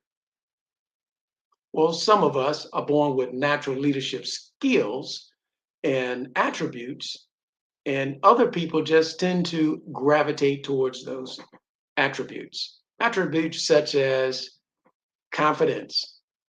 A leader must believe in himself and his mission or her mission. And to get confidence, we must gain knowledge in what we're doing. The more we know about a subject, the more confident we are about it. But also, a leader must have integrity, must be honest and truthworthy. Otherwise, people will not follow that individual. And they will not want to be like that individual. But a leader must have courage. And that is feeling the fear and moving forward anyway. When thinking about that, the world boxing champions, Muhammad Ali and Mike Tyson, regardless of what you feel about their personal lives, I'm speaking of in the ring, world champion boxers, and they shared the same trainer, Cus D'Amato. And Cus D'Amato basically ingrained in their thinking that a coward and a champion share similar fears. But the champion is the champion because the champion will not allow his fears to paralyze his actions. Unfortunately and fortunately, with a leader, one of the greatest skills a leader can have is being a great communicator. And therefore, we'll need to understand and practice and learn public speaking skills. Public speaking and the fear of it, known as glossophobia, is one of the greatest fears that most people have, standing up in front of others and expressing their ideas. So those are the basics for leadership. But when we look at the faces of leadership, today's standout leaders come in all shapes, sizes, genders, ethnicities, ages, and they wear different apparel. For instance, when we look at Eric Thomas, he's an international motivational speaker, speak all over the world. He's also a thought leader, but he's very comfortable, and his audience are comfortable with it, with him wearing a baseball cap and a t-shirt. Yet he inspires colleges and NFL professional football teams and inspiring them to do their best and reach down and pull that greatness out of them, which is also an attribute of a leader. He talks to Fortune 500 companies all around the world. Another example would be, of course, Mark Zuckerberg. He's the founder of Facebook. Young fellow, but he is also found to be talking before leaders around the nation and around the world wearing a hoodie and jeans. Very intelligent young man. So we're looking at the different faces of leadership.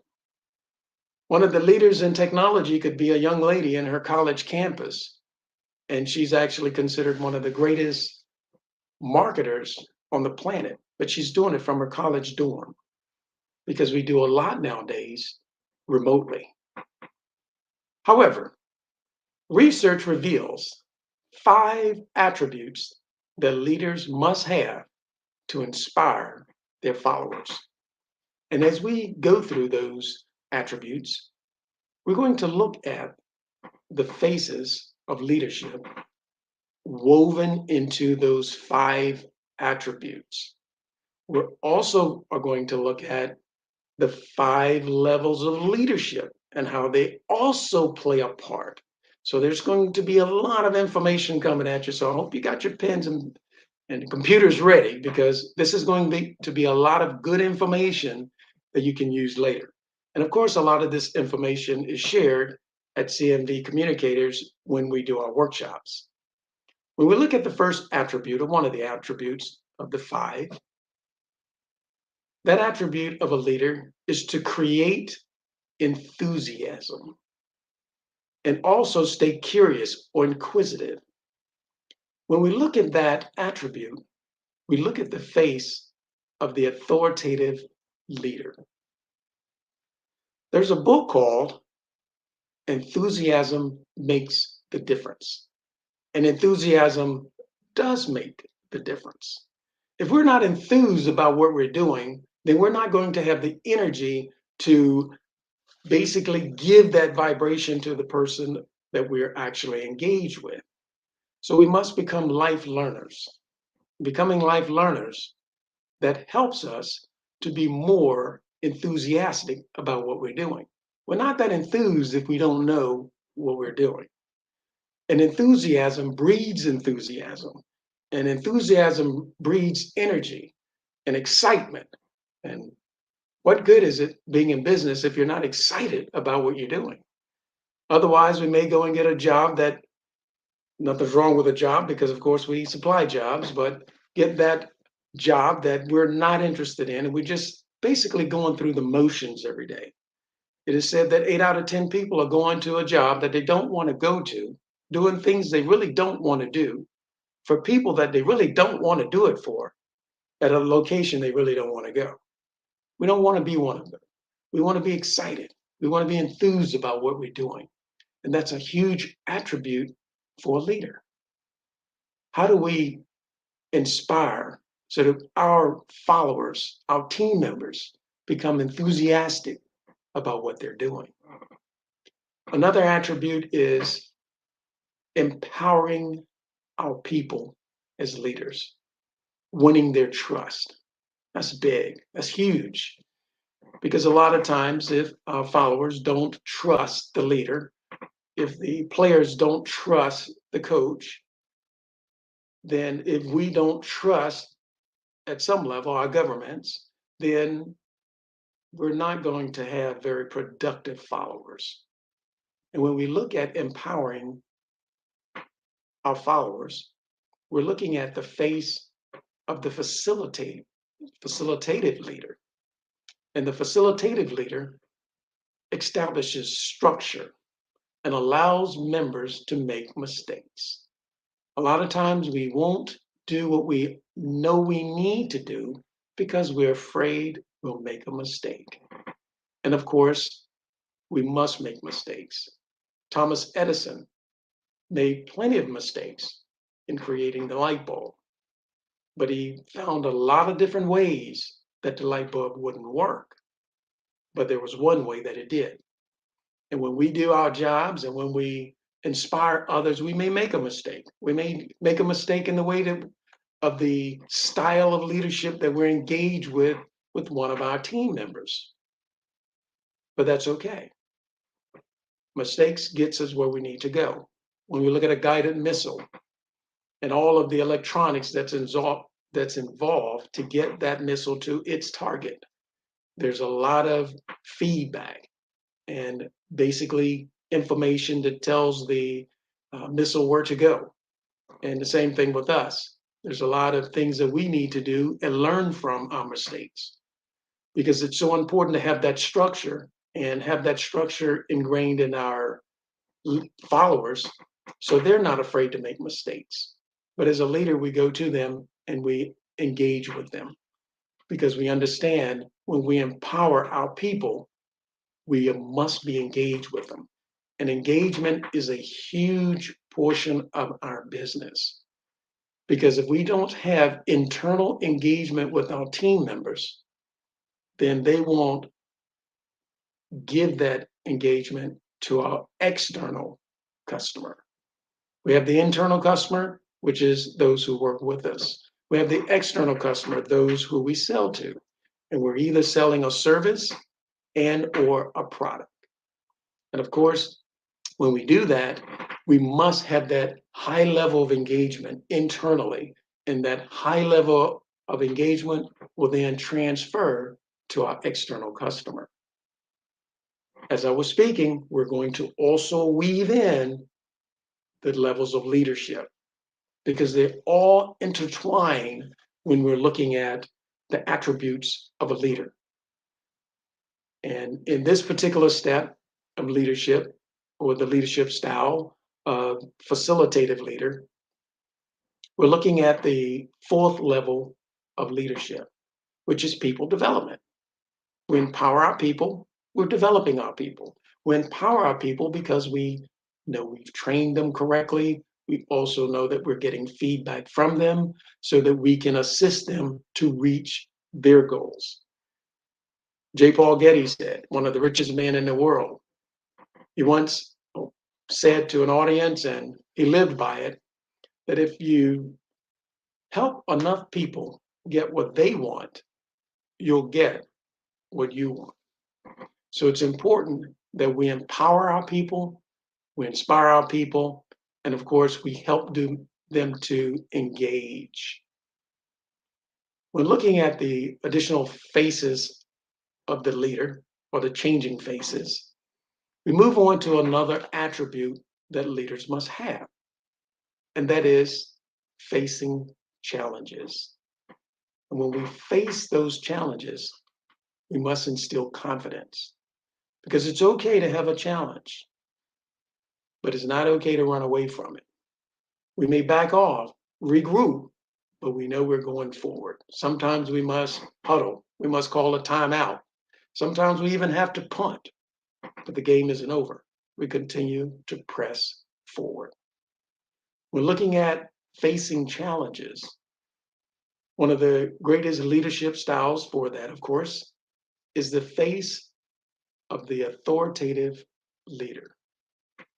The authoritative leader assumes personal responsibility for taking on the challenge. When out on a battlefield, Those who are in charge have to be authoritative because there's not a whole lot of time to sit down and discuss in a democratic leadership style what we're going to do next. We need to trust our leadership that they know what they're doing and they've been trained to do it, so we follow. And of course, they have proof in the pudding, so to speak. So when we're looking at the attribute of a leader to face challenges, authoritative leaders do this very well. They take in collective information, but they understand that they assume personal responsibility to get the team to where they're trying to go. And in doing so, we're intertwining another level of leadership, which is level 3, production. The authoritative leader is concerned about production, moving forward, reaching the goals, and doing those things that are necessary to reach the goal. So the authoritative leader, when we're looking at the challenge, looking at the attribute of facing challenges, the authoritative leader does a very good job with that. As we continue to move on with the different phases of leadership, we've discussed, of course, the facilitative face of leadership. We've also discussed the authoritative as well as the facilitator, and we continue to move on because there are others. We move forward, we look at the attribute that a leader must have to be inspiring to his or her followers, and that will be the attribute of authenticity. We must be authentic. When we meet people that are phonies, so to speak, or faking it to make it, so to speak, we're looking for people that are authentic. It is said the leader must instill in his workers, his followers, that you care, because followers don't care about how much you know until they first know how much you care. And being authentic shows our followers that we are authentic. My authenticity today is that you walk away and there's at least one nugget that you can take back with you that can make a difference, because we understand that leaders make a difference. Leaders are influencers. So yes, we make differences. Also, being authentic, we must inspire the people around us. And in our authenticity, we do that. We inspire our followers to be themselves. The more we are ourselves, the better opportunity we have to engage. And of course, we understand internal engagement affects external engagement. So authenticity is important. We know when people are pretending. For instance, just to add a few nuggets to that, or the billionaire and music executive Sean Carter. Some of us know him as Jay-Z. He is noted for saying, know yourself and be yourself. That's huge. Know yourself and be yourself.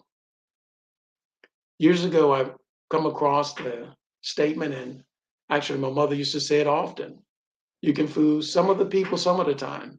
You can fool a lot of people a lot of the time, but you cannot fool yourself anytime. We understand what we're thinking. We understand what we're doing. Be authentic. And in being authentic, we're looking at the face of the democratic leader. As the democratic leader is looking at group input and then inspiring the group to move forward. So with a democratic leader, we'll look at also something that Dr. Martin Luther King Jr. said about the democratic leader within us. And he said, no man or woman is an island unto himself or herself, but is an intricate part of the whole. So we're not sitting out there by ourselves. And we understand as a leader, we can't get things done exclusively by ourselves. We must have help. So in having that help, we understand that we must count on the group. A democratic leader understands that in the way he or she leads his or her people. And another way of thinking of that is no one person, regardless of how smart he or she may be, has more knowledge than a collective group. Collective group may be over each individual, but collectively, we can do amazing things. So when we look at that attribute again, and we take on the authenticity of being ourselves, being authentic, being your authentic self, there's a different vibration that we send. And that is extremely important when looking at the attributes of a leader. As we move on, we look at an attribute of a leader, the fifth, which is earning respect.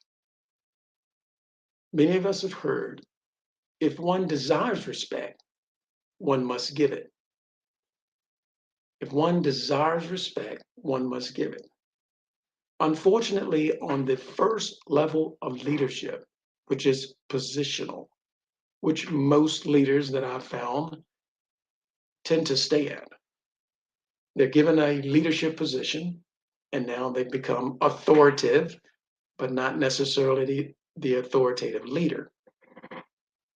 So when we're looking at desiring respect and first giving respect, we must understand that as we get these positions or give these positions to persons on our teams to become leaders, that they respect their followers.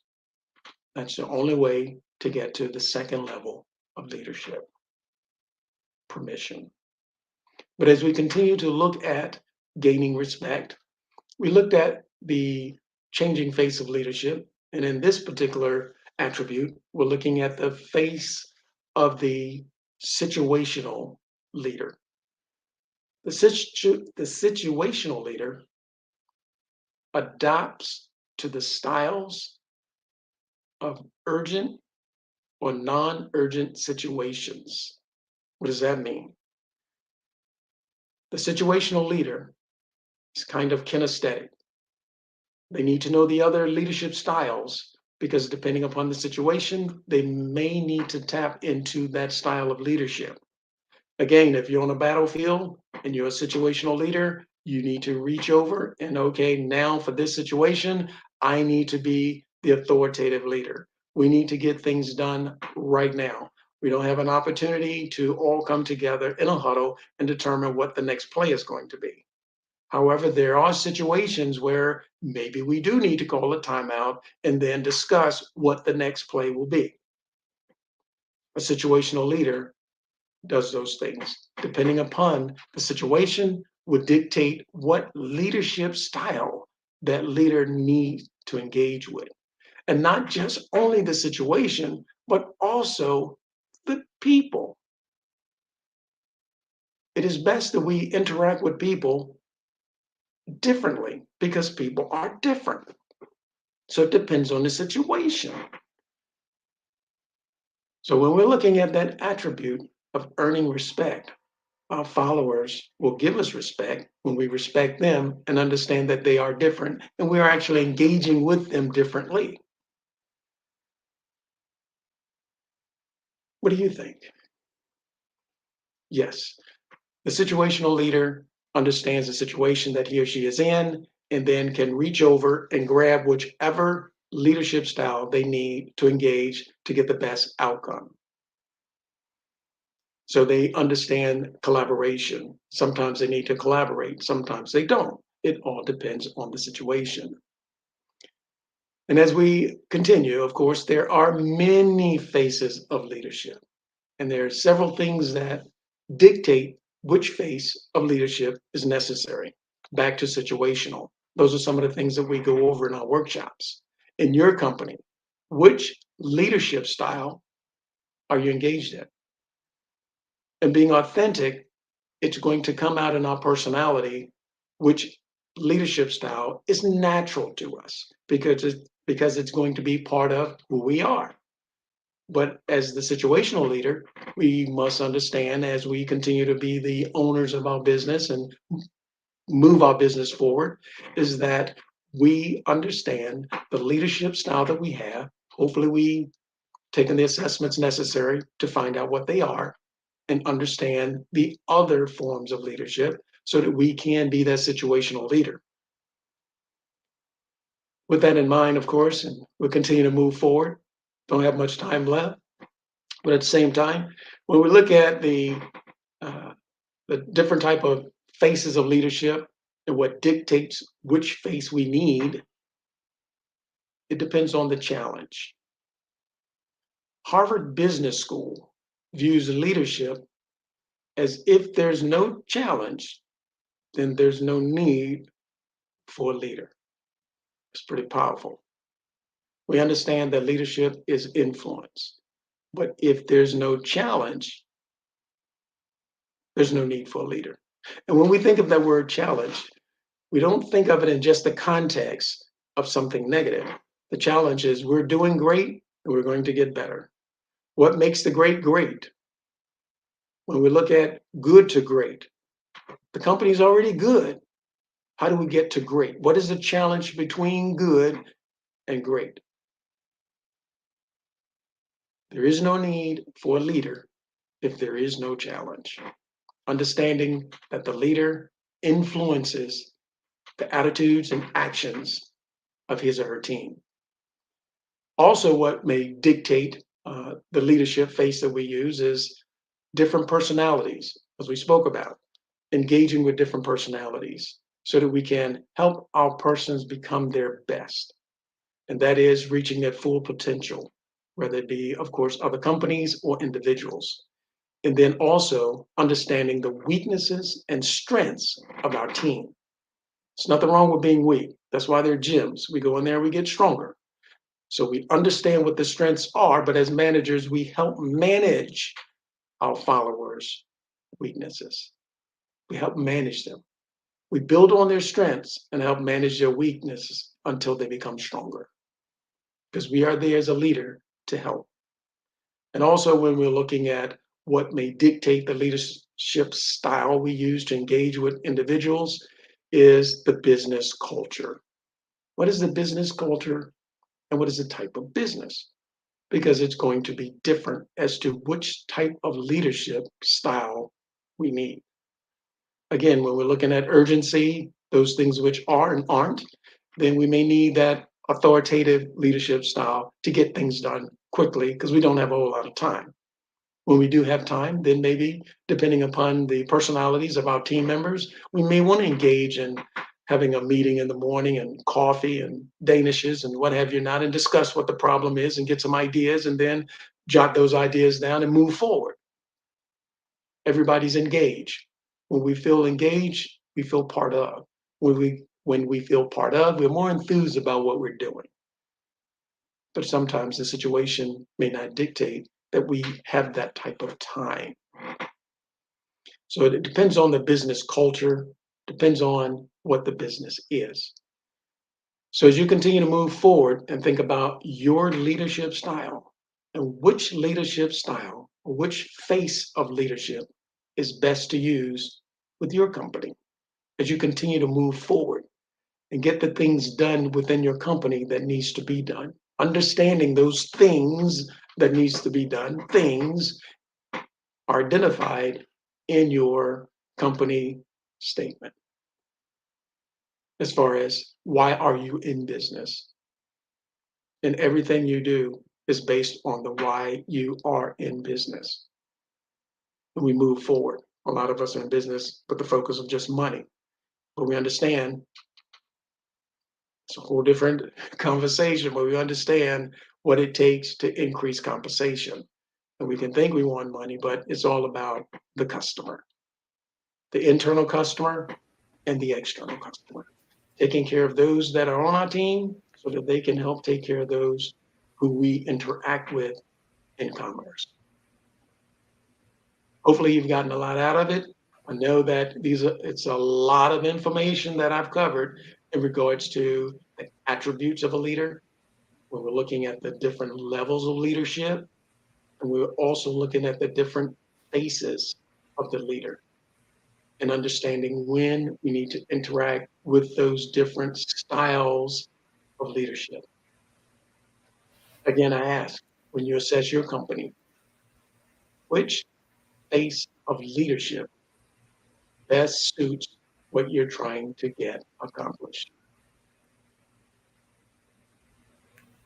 For instance, when I think back on when I was in the food industry, there was different things that we needed to do as far as leadership styles that I needed to go back and forth between, because there was 6 partners. And of the 6 partners, there are different personalities. There are different ideas as to what we should and what we should not do. And as the leader of the company, I needed to determine, based on where we were in our growth, which leadership style we needed to work with. In the food service business, we ran some cafeterias and also outdoor events and vending machines in different businesses. And we were interacting with different business leaders all the time. We were interacting with different types of employees all the time. Those that were working in a kitchen versus those who were out on the field as far as dealing with vending machines and things of that nature. So which type of leadership is necessary? Also, I'm thinking about the other partners in the company. So in doing certain things like that, we look at our mission statement first. And our mission statement is going to continue to guide us as to we being leaders, what we're trying to get accomplished, we being the visionaries of our business. We're looking at leadership from a different elevation. Thank you so much. Oh, okay. Thank you. That was amazing. You just gave a masterclass, and I just appreciate your expertise and just thank you for coming in. And I wanted to give you an opportunity to share the best way for our audience members to connect with you. You have a website or email address. If you can share that now, that would be great. Absolutely, Carla. The best way to get a hold of me and my team is cmvcommunicators.com, or you can reach us by phone at 757-986-0750. Again, that's 757-986-0750. And total engagement establishes our true potential. Again, thank you so much. Appreciate you. Remember, genius is common, and I'll see you on the other side. I'll see you on the other side. So again, thank you everyone for coming. We just want to right now talk about what we're here to do is the wonderful scholarship. We want to thank our Black Business Expo sponsors as well. NC 100, Moody Capital Partners, Suede Soul, Lotus Richey Coaching and Training, Carolina, Virginia Minority Supplier Development Council, Step Management, Barbara H. Smith, LLC, Margie McLean Foundation, Inc., Genius is Common, Earth Essentials, Mulaney Shani Global, Executive Women's Success Institute, The Quality Coaching Company, Superwoman Business Services, Creative Force Studios, Lee Entertainment, Artistic App Design, Black Business Expo, First Atlantic Insurance, 5-Star BDM, Hello LLC. And again, we want to thank everyone for coming out. I want to give you more information on our scholarship opportunity. The Black Business Expo's mission is to raise funds for high school seniors going to college or K-12 entrepreneurs. This expo is a fundraiser for students. You may go to www.blackbusinessexpousa.com to donate to the scholarship fund, or use the Cash App that's on the screen below, BBX USA. Our goal is to give laptops, and up to $5,000 to 10 students. Students can register online at www.blackbusinessexpousa.com. And remember, genius is common, and I'll see you on the other side.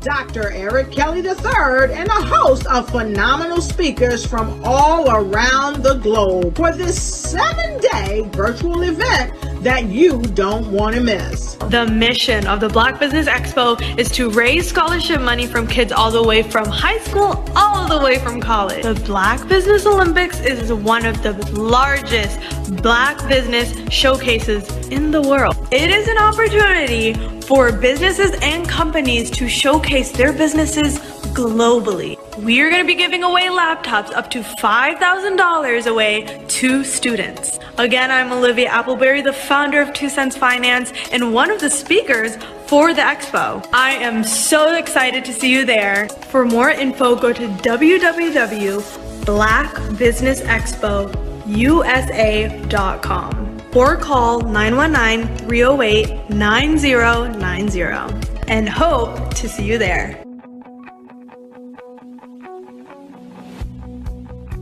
I am Black Business.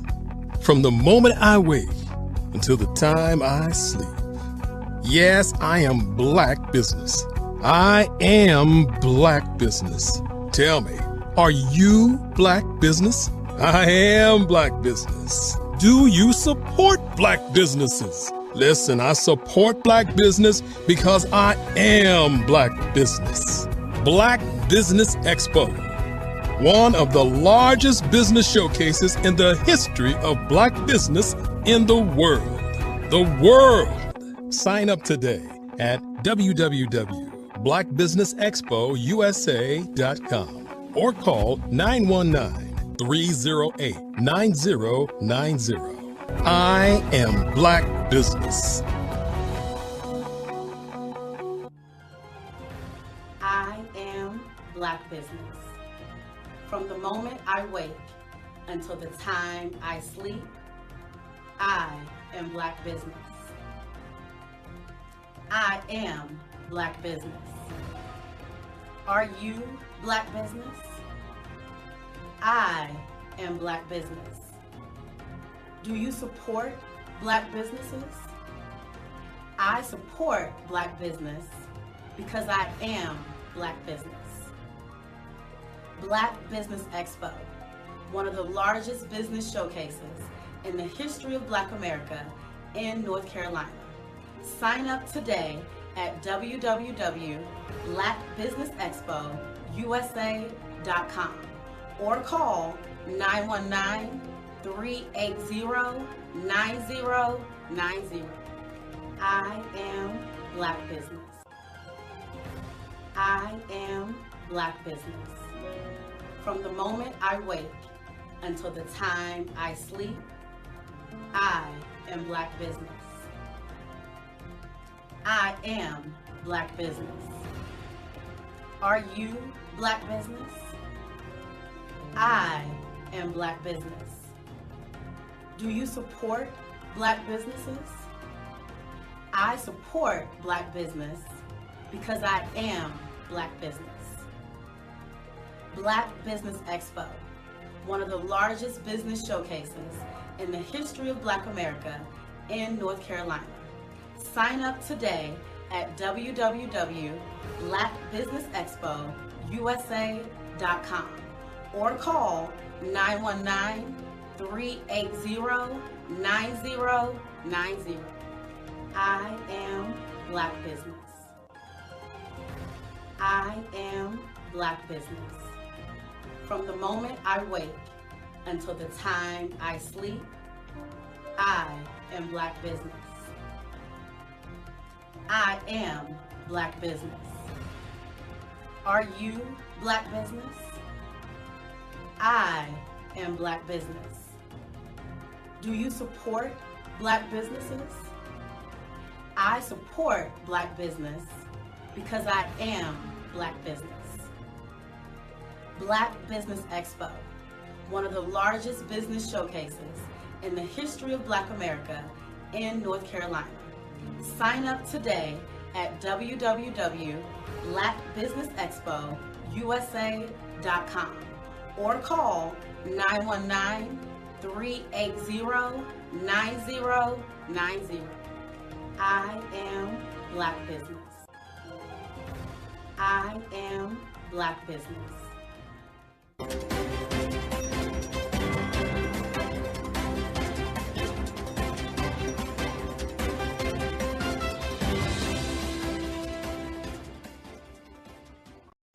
The Black Business Network and Black Business Olympics are essential platforms for Black business owners globally.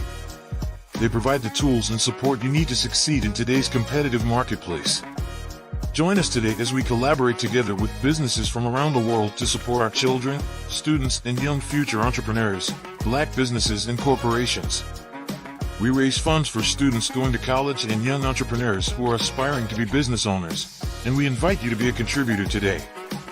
Visit the website www.blackbusinessexpousa.com to connect with and learn more about how the Black Business Network and Black Business Olympics can help you not only share your amazing business story to businesses, but also serve future generations.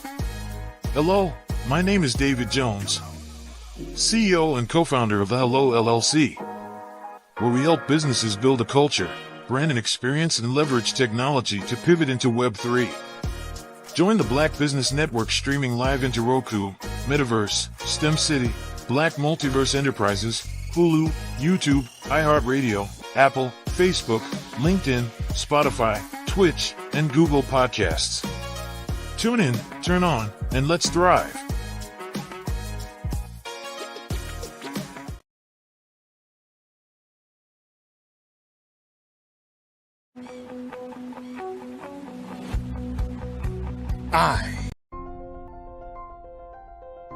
What if you could build your own city? A place where every child can find nurturing people to help them achieve their full potential. A place where every adult can access job training support. Where health education is abundant. Where social justice ruled the land. A place without limitations. Welcome. You have arrived at STEM City USA. It is what every city should be.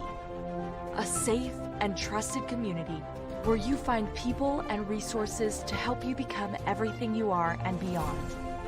STEM City is unlike anything you have ever experienced. It is a digital twin of the world around you, only better. STEM City is about energy and soul renewal.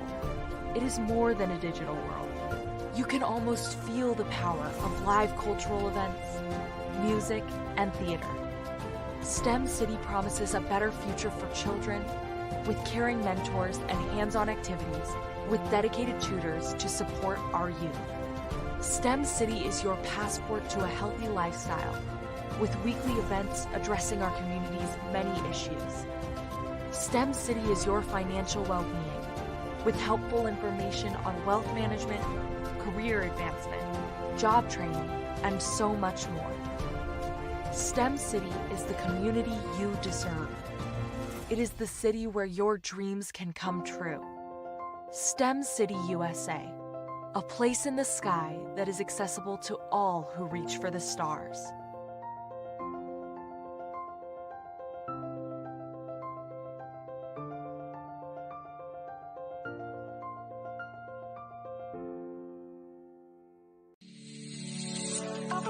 Did you know that our black dollar only lasts for 6 hours in our community? Yet other communities, their dollars last for 19 to 30 days. The Black Wall Street Nation. Black Wall Street Nation. Yes, that's why we created the Black Wall Street Nation. Black Wall Street Nation is a centralized directory available to all black businesses across the world.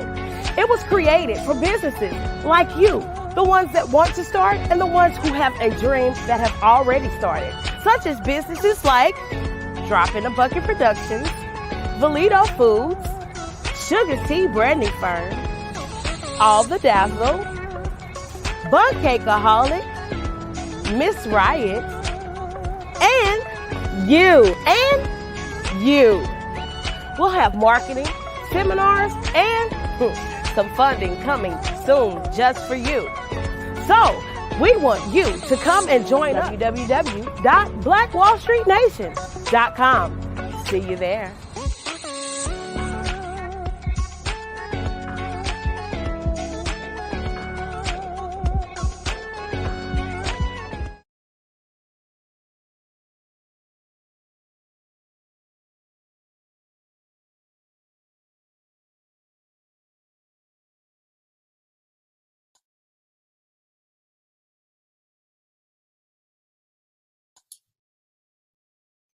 Hi, I'm Barbara Smith. Genius is common. My genius is executive coaching and professional corporate training.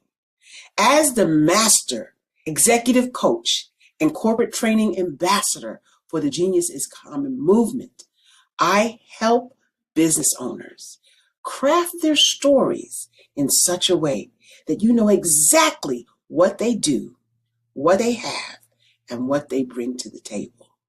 Many times as business owners, we are asked, so what do you do for a living? And we could be crushing in our businesses, but we're not quite sure exactly what to say in a short amount of time.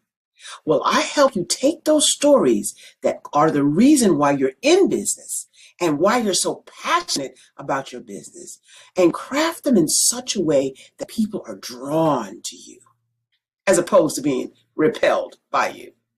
Because every conversation, every time you talk to someone about your business, you are excited about it. But are you really conveying what you do, what you have, and what you bring to the table? And do really people understand why you care so much and why they should care that you have the solution to their problem? Well, I'm here to help you with that. As a master storyteller, I can help you with your stories and spin them in such a way that they are intriguing and fascinating. People want to listen to you talk about your business. That's why at the Genius is Common movement, I am the master executive coach and professional training ambassador. That's my genius. And genius, oh yeah, it's common.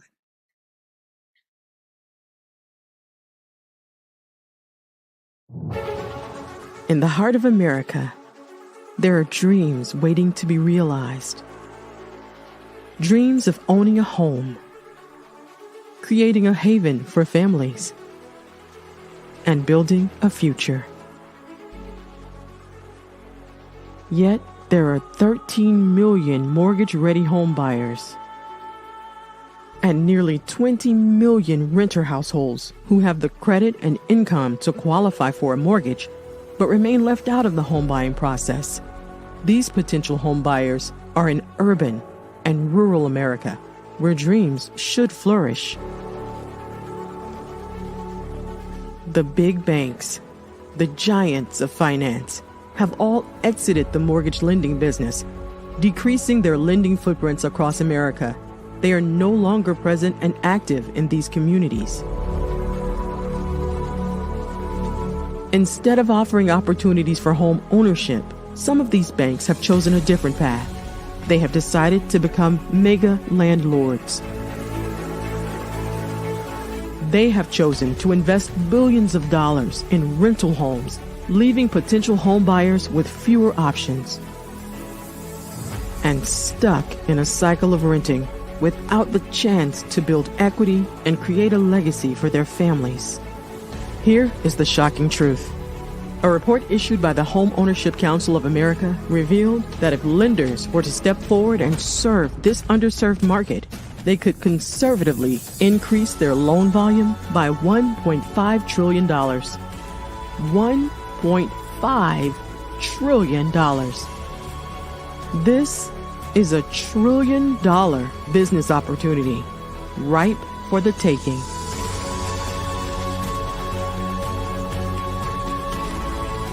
That's why I Have a Dream Home is here. We support the American dream of home ownership in urban and rural America. We believe in the power of social consciousness and the impact it can have on people's lives. Investing in urban and rural America is not just good business sense. It's a moral imperative. Our mission is clear. Become the go-to mortgage lender in these communities. Create a pathway to home ownership for all Americans, breaking the cycle of poverty by empowering families to build wealth, stabilizing our communities, and taking pride in our country. I Have a Dream Home. Unlocking dreams, transforming communities, and rewriting the story of American home ownership. For more information, scan the QR code or visit our website at www.ihaveadreamhome.gold.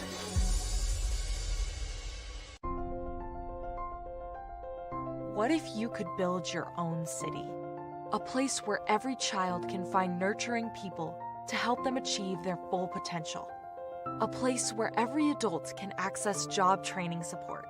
Where health education is abundant. Where social justice ruled the land. A place without limitations. Welcome. You have arrived at STEM City USA. It is what every city should be. A safe and trusted community where you find people and resources to help you become everything you are and beyond. STEM City is unlike anything you have ever experienced. It is a digital twin of the world around you, only better. STEM City is about energy and soul renewal. It is more than a digital world. You can almost feel the power of live cultural events, music, and theater.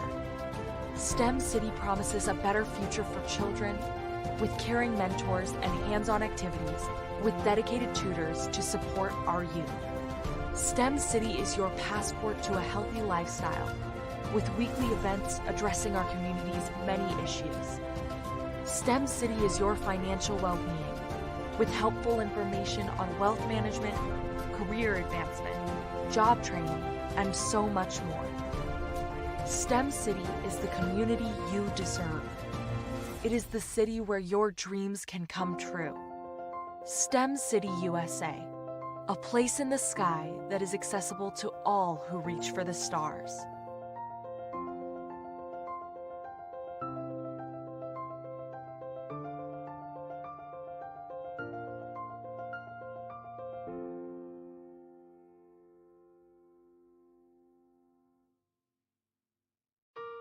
Hello, this is Israel, and I am CEO of Daydreams Interactive and author of Princess Planet. So, genius is common, and as a kid, I loved to daydream. Even as an adult, I love to daydream. And when my daughter became 6 and loved princess characters, but we just could not find the diversity that showed her, we created our own characters.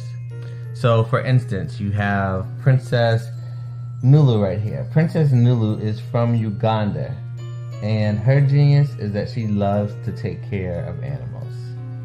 She can actually even listen and hear what they say. And then we have Princess Isabella right here. Princess Isabella, she's from Cuba, and her genius is biochemistry. One day she hopes to eliminate disease. Then we have Princess Nia right here, and Princess Nia is based off of my daughter, and she is what she wants to be, the greatest dancer alive. So that's her genius. So what's your genius? My genius is my imagination. Genius is common.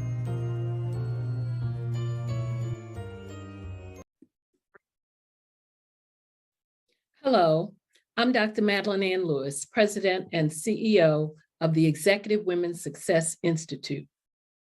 And my genius is helping women accelerate the path to success. You know, I was blessed to have strong women in my life who encouraged, motivated, and pushed me to do my best and to never even think about giving up on my dreams. So I say to women, we must show up to rise up. We have talents and potential, but who will see them if we don't speak up and get noticed? I know that women are a tremendous resource on this planet, and there is nothing more fulfilling than helping a woman tap into her full potential. I do this because I want to be a part of helping as many women as I can to show up, to rise up. I do this because genius is common.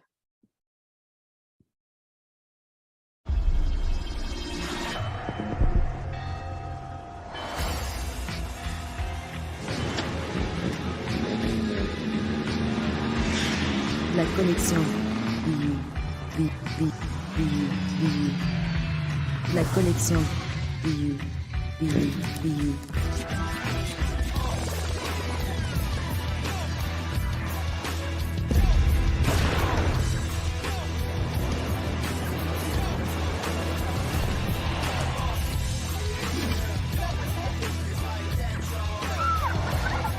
In a world obsessed with the cult of celebrity, I challenge you not to aspire to anyone else's greatness, but instead strive to reveal and ignite the greatness within you. Are you serious? I totally think that that's it. Hey. No! Hey! To me, sexy is a man that knows who he is and what he wants. Okay. He's comfortable. You look at him, you see him, he's just comfortable being himself. And you're like, Baby, be you. be you, baby. Just be you. I like it. Introducing the BU collection, exclusively available at K&G Fashion Super.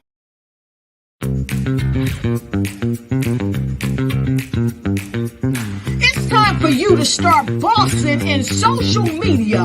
For all your social media needs, you've come to the right place at the right time to get your website designed, landing page, social media platforms, and get the training you need to get in front of the people that's ready to buy your products and services. Let me train you with StreamYard, Zoom, Clubhouse, and much more. And let me help you get your virtual professionals, not assistants, because assistants can only assist you, but the virtual professionals can give you that professional flavor that you need to expand your reach and increase your revenue. Jump on in and get in where you fit in and start boxing today.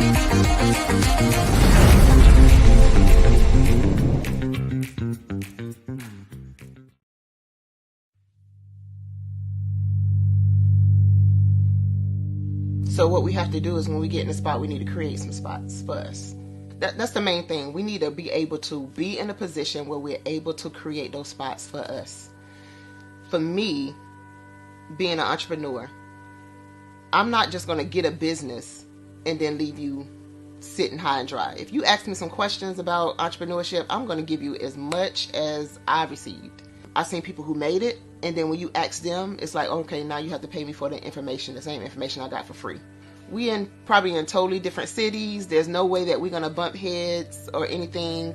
We're not competing. Bring me up with you. And so I just think that whatever education that I have, then I need to be able to give that to my own as well. So create the spots. You can create the spots when you get there.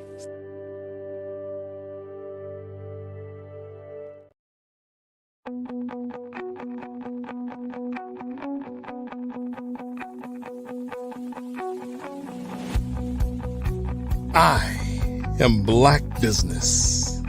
From the moment I wake until the time I sleep. Yes, I am Black Business. I am Black Business. Tell me, are you Black Business? I am Black Business. Do you support Black businesses? Listen, I support Black business because I am Black Business.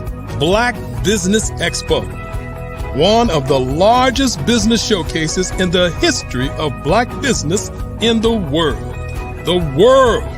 Sign up today at www.blackbusinessexpousa.com or call 919-308-9090. I am Black Business.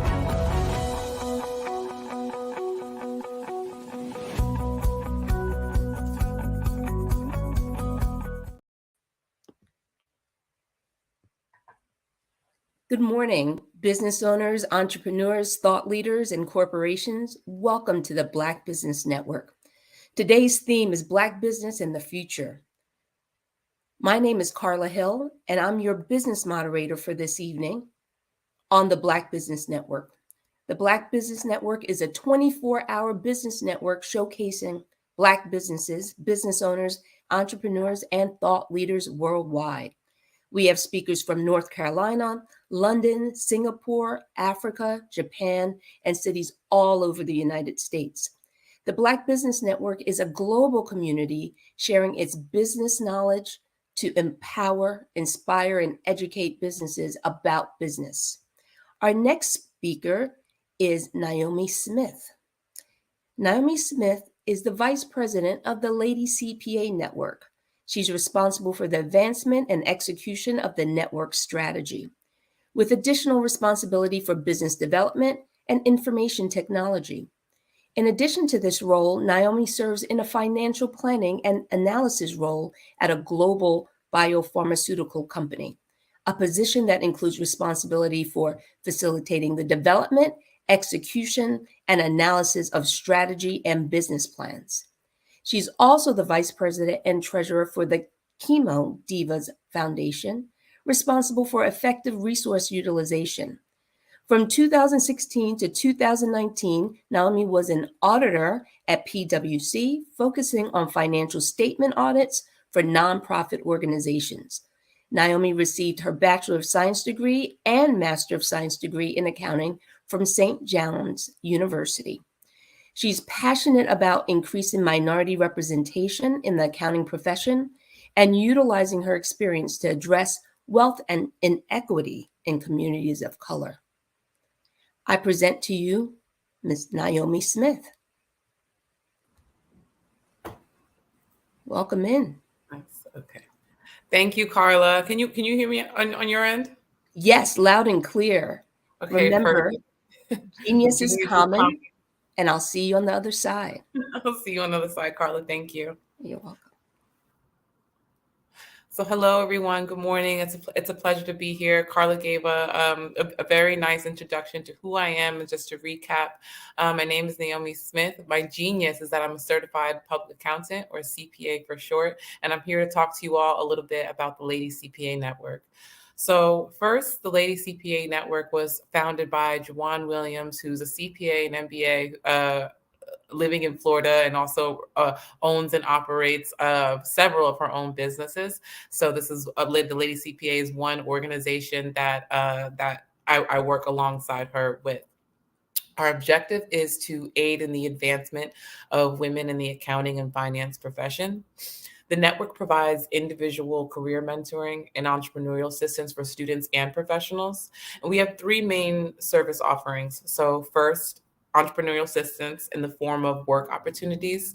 We like to take women of color in accounting and finance who are looking for niche opportunities and focus areas in their work, and we like to match them up to actually find different types of internships and contractual work opportunities. We like to provide mentoring, so we're a network. The network is designed to provide members with a strong and influential network of women who aim to support one another. Black women are highly underrepresented in the accounting and finance profession in general, but even more so once you get to the C-suite. So that means partners at Big Four accounting firms, CEO and CFOs at other across other industries. We just lack representation, and so that's really what the network is for. And we'll be hosting more events with Lady CPA ambassadors and special guests who can speak to their experiences in the accounting and finance field. We also provide education. So I would say there's three main things that we do. Certification, study preparation. That includes the CPA exam, the CFE exam, and several other certifications that you can get with a bachelor's or master's in business, accounting, or finance. We support continuing education. So similar to the Black Business Olympics, we are proud to announce that we do offer scholarships to students, and we also have new partnerships and collaborations that are enabling us to develop a strong pipeline for students to get into higher education programs, and also be ready to sit for professional certification exams. So we like to have our collaborations combined real world experience with all of our background and expertise that we have in our chosen fields. And so I'll stop there and let Carla ask some questions, or if there's any questions on the other side about what I just said, because I know I gave a lot about the organization.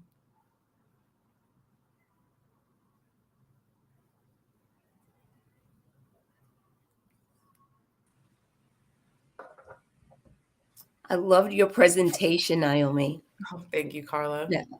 I'm a nerd when it comes to career planning and career pathways, and I just really believe that there's not enough exposure, especially in our communities.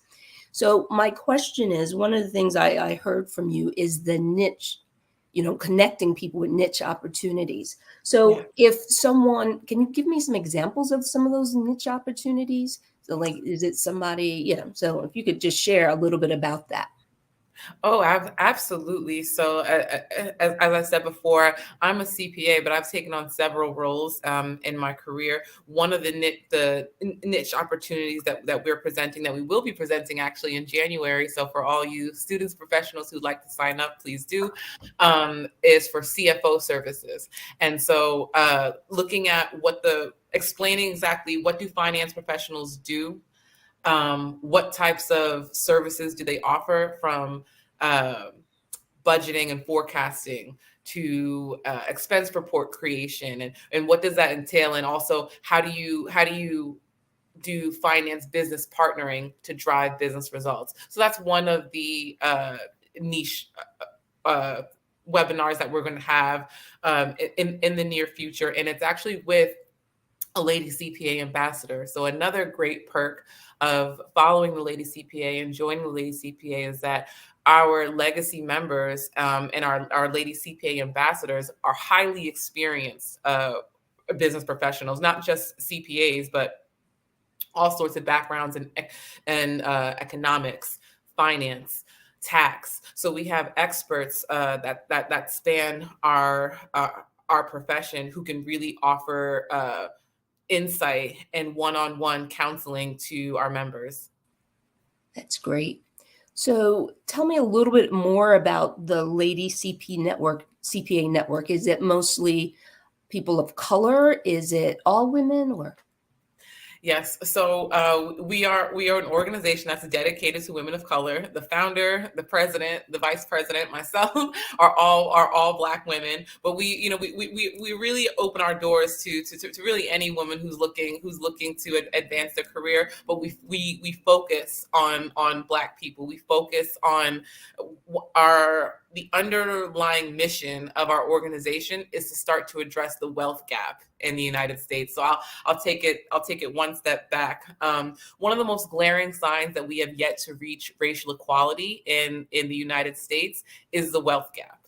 So the Lady CPA is an organization of women who are armed with financial expertise and certifications and experience, and we are trying to invest that back into our community by encouraging more women of color to join our field, but also by enabling them and equipping them to be able to generate profit outside of a 9-to-5.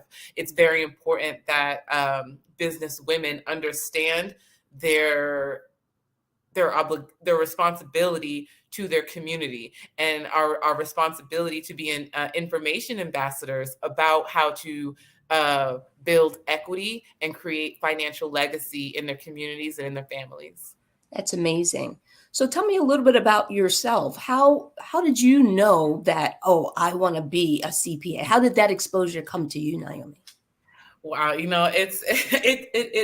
had to grow into my profession, really, because I had the bachelor's in accounting. I had a bachelor's and a master's in accounting, and then I went on to get my CPA exam, my CPA license, but I still didn't know what I was going to do with it. It wasn't until I started working in my community, volunteering with organizations like the Lady CPA Network, and also when I first became a professional, I saw just how underrepresented Black women were in accounting, and I've worked at multiple corporate Fortune 500 companies, as well as a Big Four accounting firm, and it's by no surprise that I believe Forbes releases another thing we do is release a lot of good information around wealth equity, is that the Black net worth is headed towards zero and by 2050.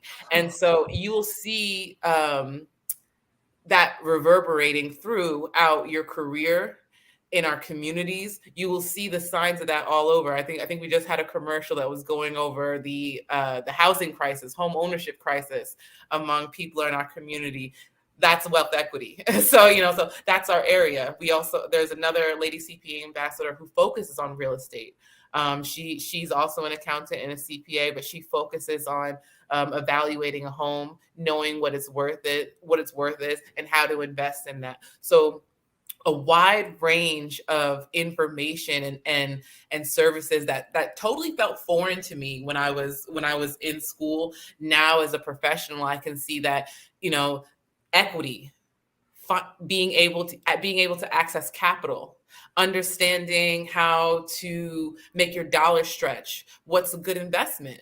These things are vital to the Black community's growth and success and sustainability. So it's very serious work that we do, and we welcome all the students. So this is a main reason why I wanted to be here today, because I knew that there'd be so many students on the line who are interested in business. We love that. It's critical that you remain interested, passionate, and diligent about this. And we would love to see you, and if for any young men, collaborate with you at the Lady CPA Network.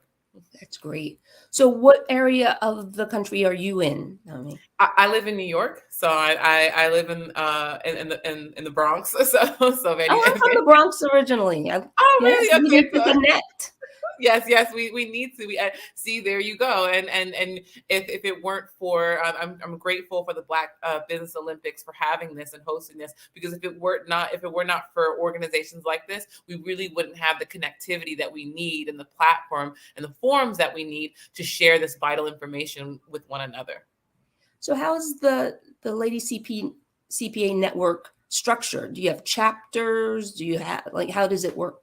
So we're a very lean organization right now, but we're powerful. I would say we do everything digital now. You can follow us on LinkedIn at the Lady CPA Network, on IG, on Instagram at the Lady CPA. That's our Instagram handle, and there is where we post and we're pretty good about doing everything monthly. Every month we have some sort of engagement activity, whether it be around those niche services that I just mentioned, whether it be around talking about education, getting your master's in accounting or finance, figuring out what's the right pathway for you. So education, niche services like entrepreneurial assistance, as well as just general community networking, community engagement activities that we have. But if you follow us on LinkedIn or on IG, you'll have access to sign up, and we'll be launching our website, our brand new website this year, but before the end of this year. So you'll also see that there too, to get some more great information. That's great. So your next big event would be what? November. Our next big event will be next month, and that will be it's called All About You, where we're looking to just learn more about our students who have signed up so far. And there's still plenty of time. All of these events are free, so you can go onto our IG or LinkedIn and just enter register, give us your email, and then we'll reach out to you with the link, and then feel free to join us anytime. That's great. So approximately how many members would you say the Lady CPA Network has? I would say we're about 30 members right now. Okay. Our attendance on average has been about 30 to 40 people. So in all from all different walks, students, professionals. But if you were to decide to become a Lady CPA Network member, along with that membership comes a lot more one-on-one interaction with myself, the president, Clarissa Turner, who will also be joining the Black Business Olympics during this week's sessions. You also get access to. You will also be assigned a mentor, one of the Lady CPA Ambassador mentors, and these mentors are experienced women. Most of them own their own businesses, own successful businesses somewhere in the accounting and finance field. So you will also be able to work with someone who can help you kind of take those steps to develop yourself as a professional and as a business person. So business women that may not be accounting professionals, that like my background is more human resources and career planning, how could we collaborate with the Lady CPA Network?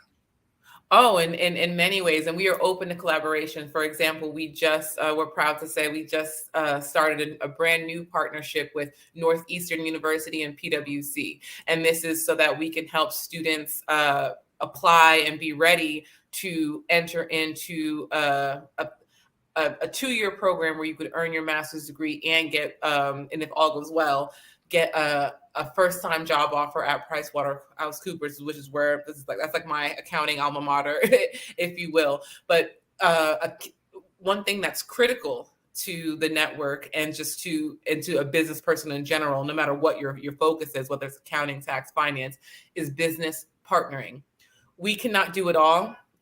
No one person can do it all. Being a part of that's why this forum is so important. Being a part of a community and staying a part of that community is so important for business professionals. I didn't start. I'd always worked as an accountant in corporate, but I never started offering services to private clients until I joined the Lady CPA Network, and that was by way of having community. So that was, and I worked on all sorts of projects. It wasn't just, I did audit projects. I've done tax projects. I've done FP&A projects. So there's a whole range of things that your background, your interest, and your credentials can qualify you for. But being a collaboration is really the only way to know what the best fit is and who the right partners are for you. And if you're moving along the right track in your career and succession planning. So that's really what we get into at the Lady CPA. We make it fun. You get to bring your full self to our community.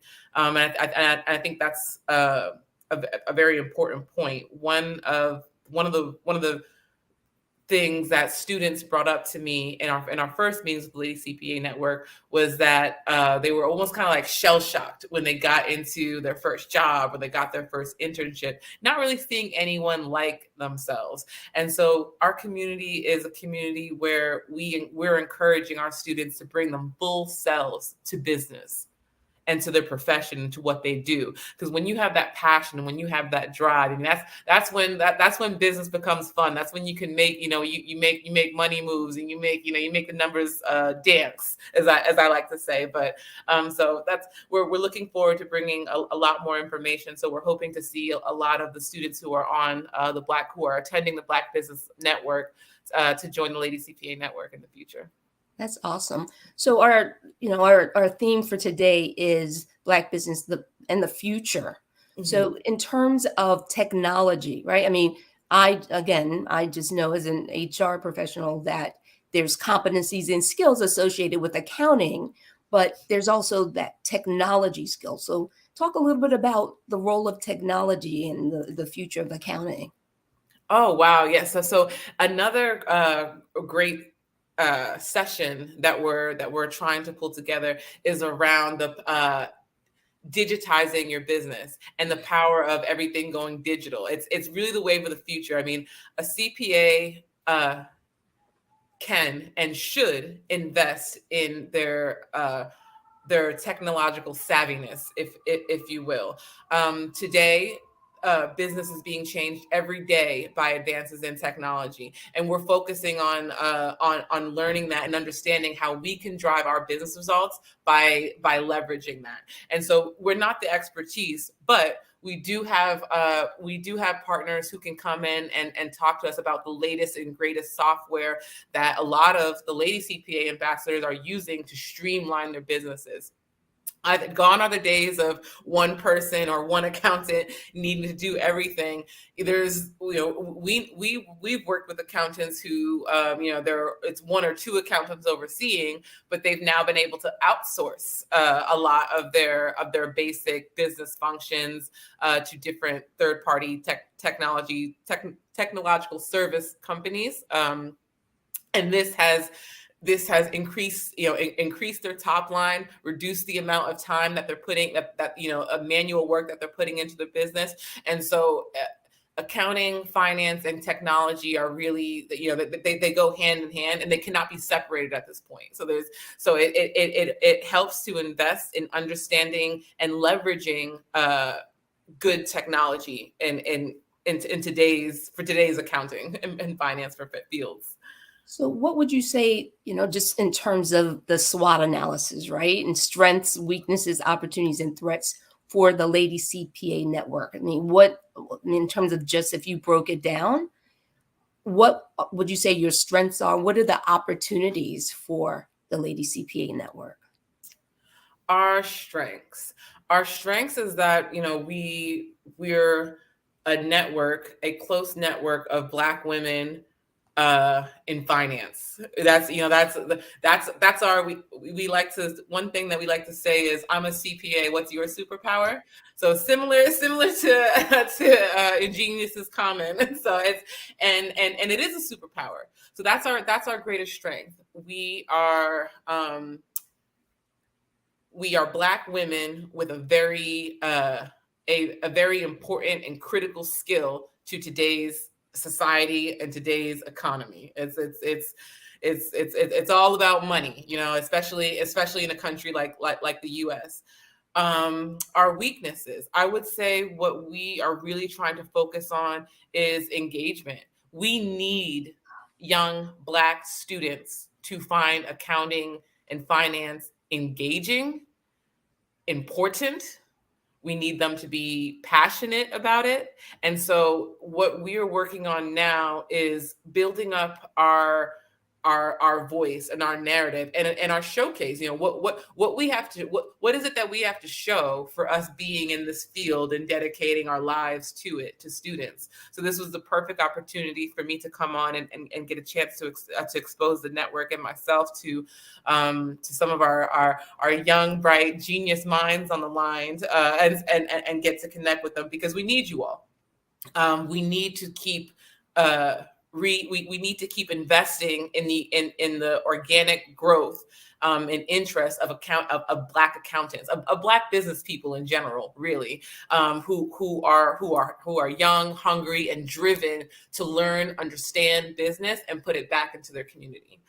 our opportunities. Our opportunities are all about us.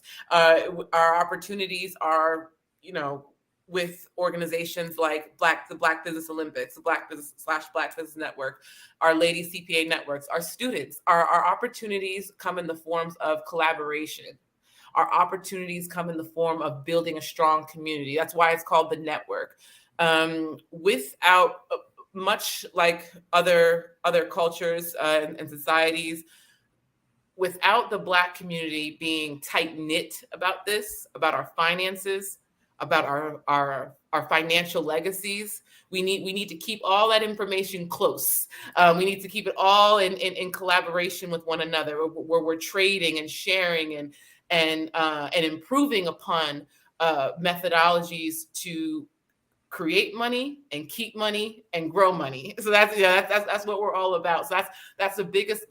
I would say those are the main things that keep us up at night, if you will, for the board of directors at the Lady CPA Network. How can we continue to collaborate in order to ensure that this is something that becomes a part of the everyday rhetoric of Black families, our finances, and what we want our students to know about finance. So yeah, that's wonderful. So again, how would members of our audiences and people that they influence connect with Naomi Smith or the Lady CPA Network? Excellent question. We would like you to connect with us on our LinkedIn. So that's the Lady CPA Network. If you just type it into Google or LinkedIn, we'll pop right up. You'll see us. On Instagram, Lady CPA Network at Lady CPA Network is our Instagram handle. You can also find our emails, our personal emails, where you can contact us on those sites as well. And I'll drop it here. Mine is naomi.smithcpa@gmail.com. So feel free to reach out to me with any collaboration ideas. Students, if you have questions about the Lady CPA Network or just accounting and finance in general, I'm more than happy to answer them. And then of course, our launch of our new website will be happening before the end of the year. So we're in Q4 now. So somewhere before 12/31, we'll announce the launch of our brand new website on both of our social media accounts. That is amazing. Naomi Smith, I want to thank you for sharing your expertise, sharing you. And again, remember, genius is common, and I'll see you on the other side. Absolutely. Thank you so much, Carla. It was a pleasure. Yeah, same here. We'll definitely connect. You are amazing. Absolutely. Thank you so much. Right. So again, I want to talk about this wonderful scholarship. The Black Business Expo's mission is to raise funds for high school seniors going to college or K-12 entrepreneurs. This expo is a fundraiser for students. You may go to www.blackbusinessexpousa.com to donate to the scholarship fund, or use the Cash App that's on the screen below, BBX USA. Again, that's Cash App. Our goal is to give laptops and up to $5,000 to 10 students. Students can register online at www.blackbusinessexpousa.com. Every dollar counts, so we want to remind you to donate to the scholarship fund. Again, we want to thank our very special Black Business Expo USA sponsors for October 2023. First Atlantic Insurance, 5-Star BDM, Hello LLC, NC-100, Moody Capital Partners, Suede Soul, Lotus Richey Coaching and Training, Carolina, Virginia Minority Supplier Development Council, Step Management, Barbara H. Smith, LLC, Margie McLean Foundation, Incorporated, Genius is Common, Earth Essentials, Mulaney Shani Global, Executive Women's Success Institute, The Quality Coaching Company, Superwoman Business Services, Creative Force Studios, Lee Entertainment, Artistic App Design, and Black Business Expo USA. Remember, genius is common, and I'll see you on the other side.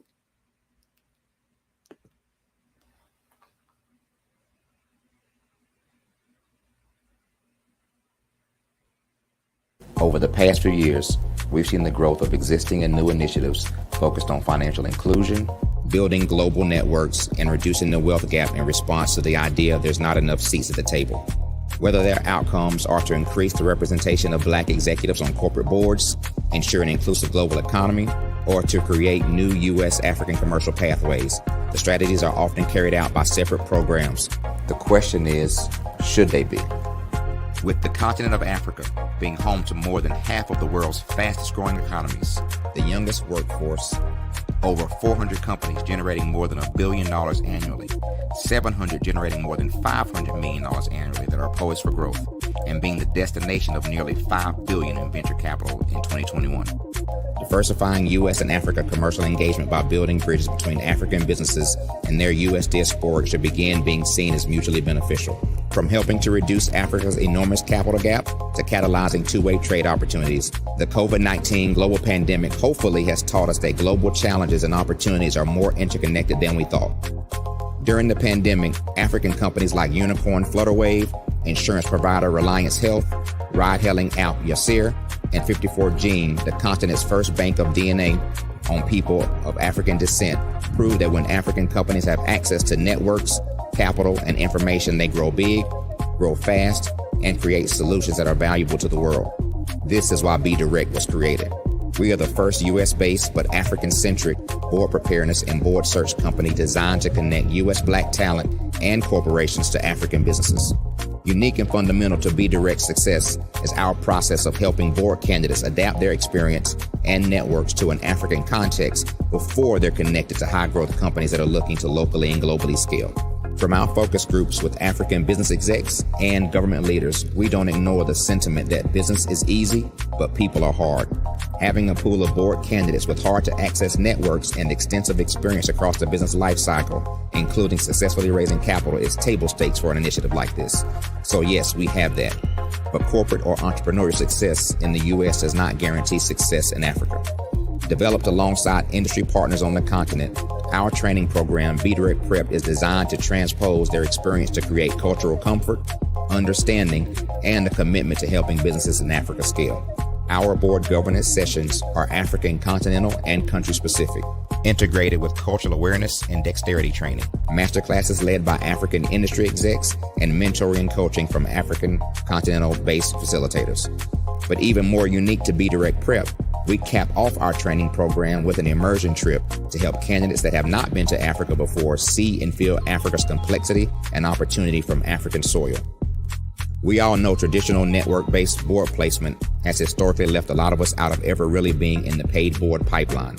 Our strategy supports the work of many great organizations that are successfully filling seats at U.S. board tables by creating more tables for those that are still left on the sideline. It's time to start seeing the role and value of U.S. Black talent and businesses on the continent of Africa differently.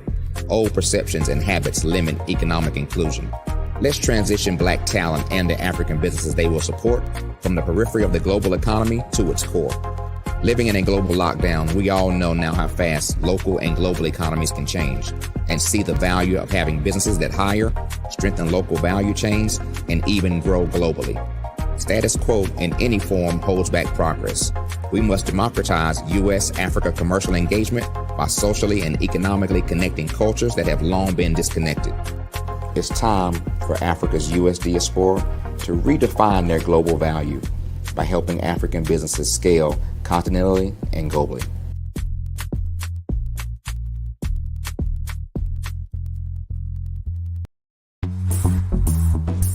Attention all entrepreneurs and companies. Are you looking for reliable and efficient virtual assistants and back office support to help you manage your business tasks? Look no further than Superwoman Business Services. Our team of virtual assistants provides a full range of administrative support services, including operations management, social media marketing, and much more. We also offer website design services to help you create a professional online presence that reflects your unique brand. In addition to administrative support and website design, we offer business development and structuring services to help you grow your business and achieve your goals. We'll work closely with you to identify areas of improvement and develop a customized plan to help you reach your full potential. At Superwoman Business Services, we understand that running a business can be overwhelming and time-consuming. That's why we're here to help you fly high and achieve success. Our virtual assistants are highly skilled, experienced, and dedicated to providing you with the support you need to thrive. Come fly with us and take your business to new heights. Let us help you become the superhero entrepreneur you are meant to be.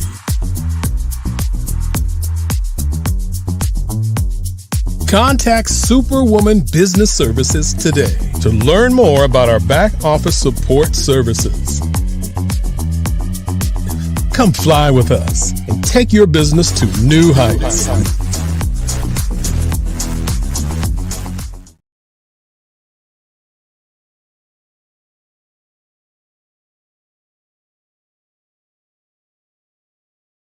I was born in a little village on the island of Haiti.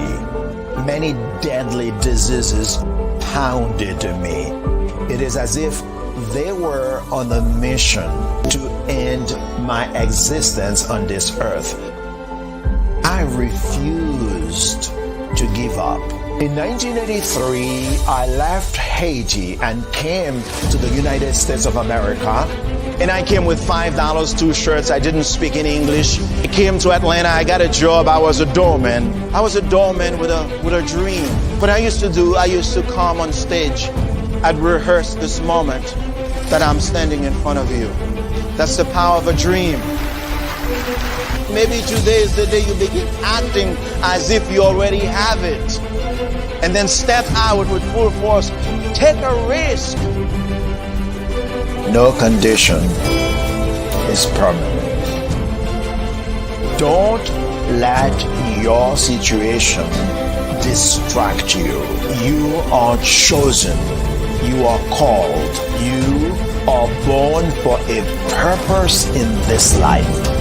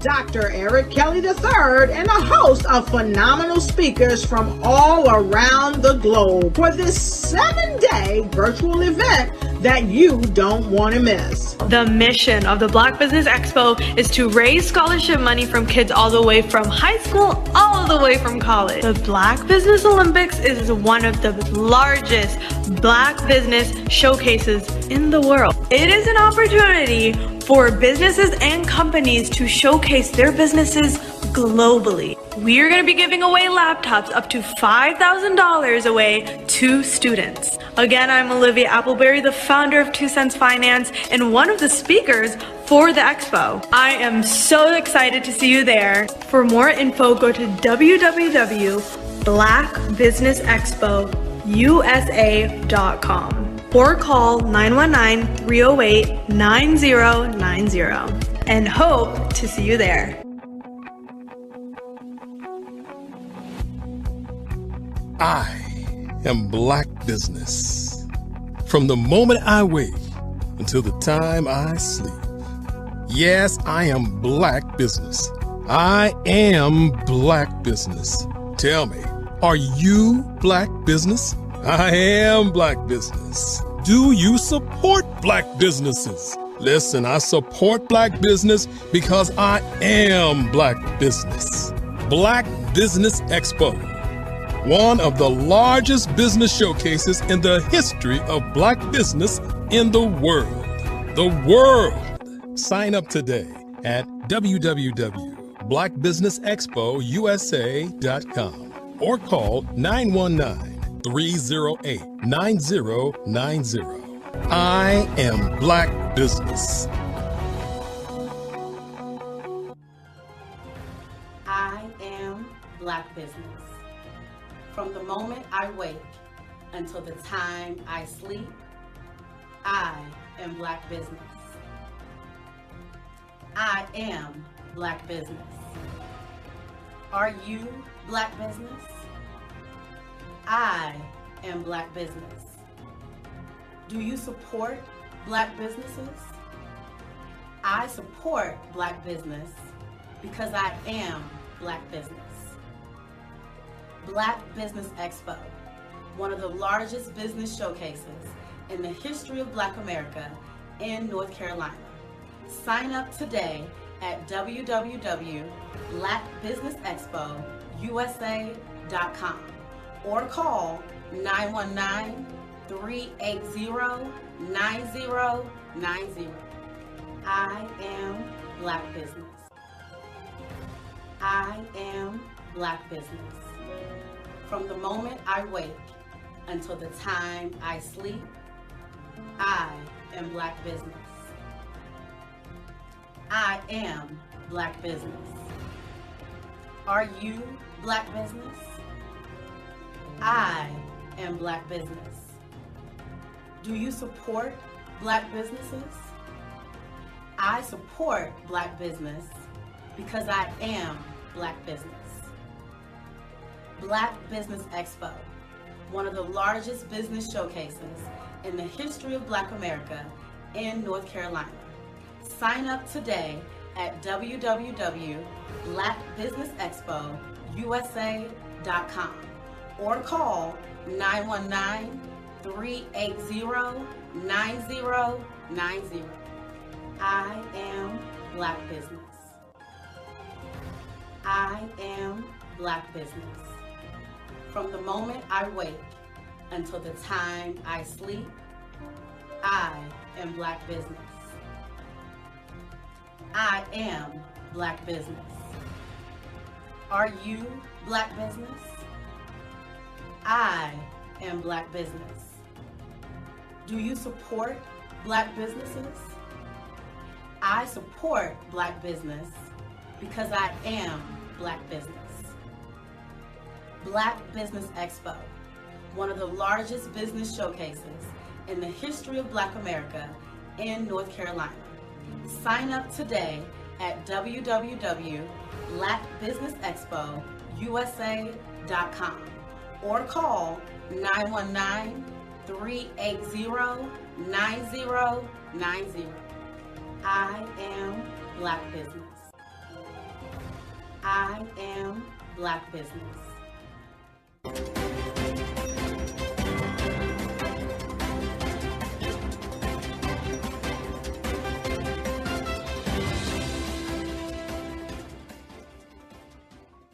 Hello, I am Dr. Eric Kelly III, the visionary strategist and founder of the Black Business Olympics. I invite you to showcase your Black-owned businesses on the Black Business Network global stage. The Black Business Olympics is a global Black Business Network platform that propels Black-owned businesses into the international spotlight. By showcasing your business on the Black Business Olympics platform, you can reach a worldwide audience of potential customers, partners, and investors. You can also establish yourself as a thought leader and expert in your field, attract lucrative partnerships, and more speaking engagements. In addition, the Black Business Olympics platform provides a valuable opportunity to connect and collaborate with like-minded entrepreneurs and business professionals from around the world. This can lead to new business opportunities, ideas, and relationships. Finally, by sharing your story and expertise on the Black Business Olympics platform, you can inspire and empower others. This is a powerful way to make a positive impact on the world and leave a lasting legacy. If you are a Black-owned business owner, I encourage you to seize the opportunity to showcase your business on the Black Business Olympics platform. It is a once-in-a-lifetime opportunity to make an indelible mark on the world. Be one of the 1,000 visionary entrepreneurs who are changing students' lives, shaping industries, and leaving an unforgettable legacy for their families. Unleash your voice on our global stage and watch your business thrive. Black Business Olympics is one of the largest Black business showcases in the history of Black business in the world. Yes, the entire world. Just give me a call today at 919-308-9090.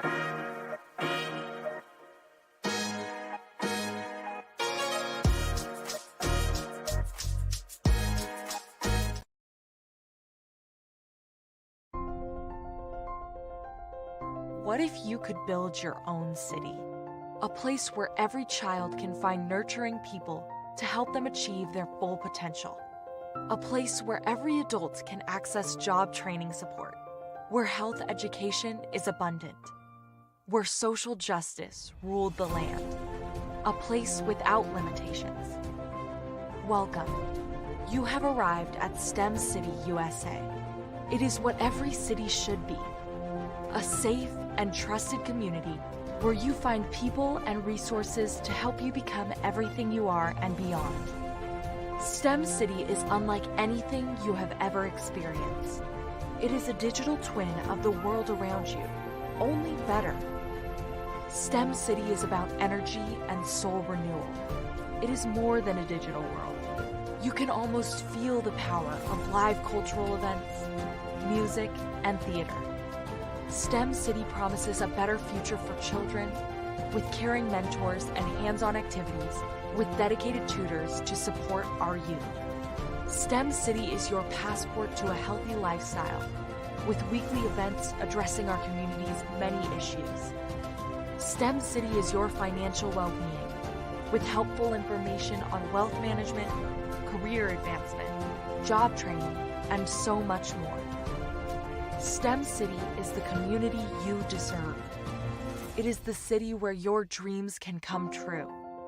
STEM City USA, a place in the sky that is accessible to all who reach for the stars.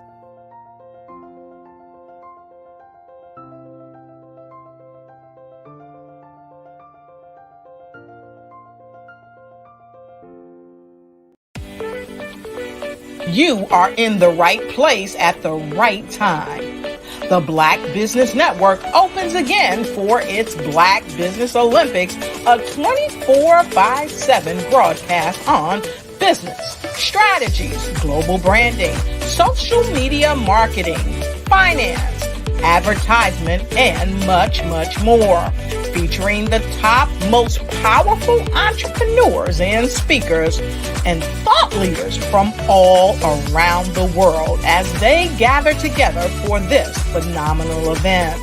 Join the Black Business Network streaming live into the metaverse, STEM City USA, Black Multiverse, Pod TV, Roku, Hulu, iHeartRadio, Apple TV, YouTube, TikTok, Instagram, Google Podcasts, Facebook, LinkedIn, IBM TV, Spotify, and Twitch.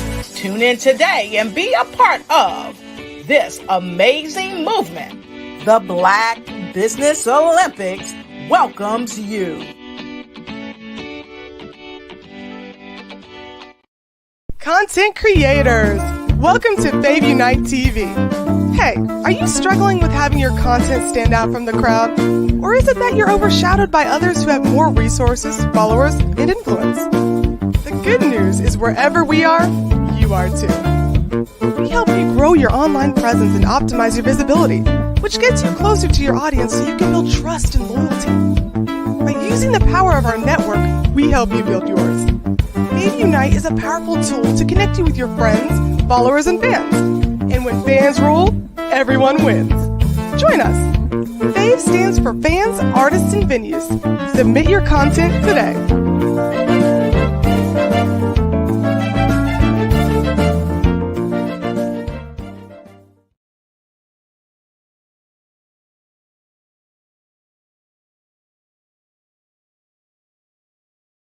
Artist to me is a creative expression of something from nothing. You know, it explodes onto the canvas, or it explodes on in my work.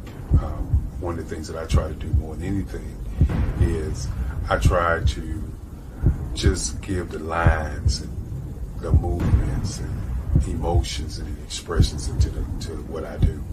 Art really means to me a chance to express how I feel deep down inside. Most of my art begins as a thought that I might have, you know, whether it's sports, whether it's history, whether it's a woman or a man. It pretty much starts as an idea of thought before I get into the actual image of what I'm going to draw. I do a lot of historical pieces. I was a history minor in college, and I love to do history pieces. And a lot of times I'm thinking about history, and then I try to make that history impact you as you look at it. That's one of the reasons I do pictures so large. People ask me, why do I do the pictures so big? And I tell them, I want the piece to impact them as they're looking at it. To kind of dominate them, dominate their space. And most of my pieces I try to do off page. I don't try to do anything that's going to be in those four corners or in a square. And I want your imagination to be a part of the piece that you're looking at.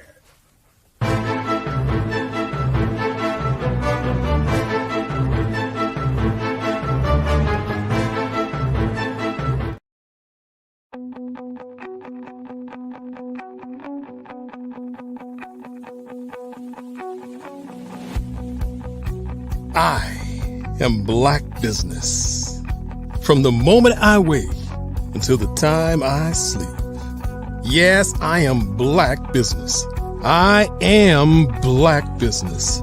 Tell me, are you Black Business? I am Black Business. Do you support Black businesses? Listen, I support Black business because I am Black Business. Black Business Expo, one of the largest business showcases in the history of Black business in the world. The world! Sign up today at www.blackbusinessexpousa.com or call 919-308-9090. I am Black Business.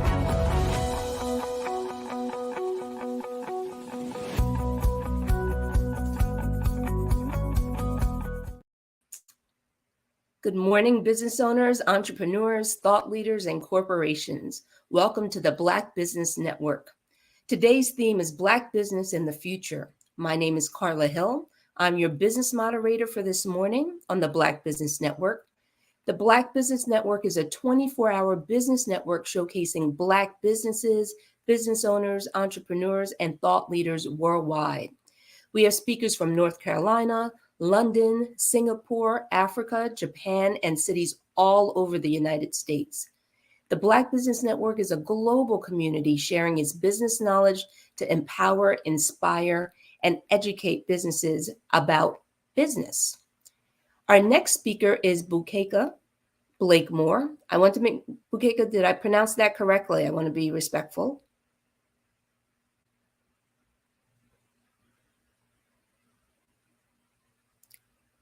So born Gretchen Elizabeth, she changed her name to Bukeka Boseda when she was 6 years old with her parents' blessing.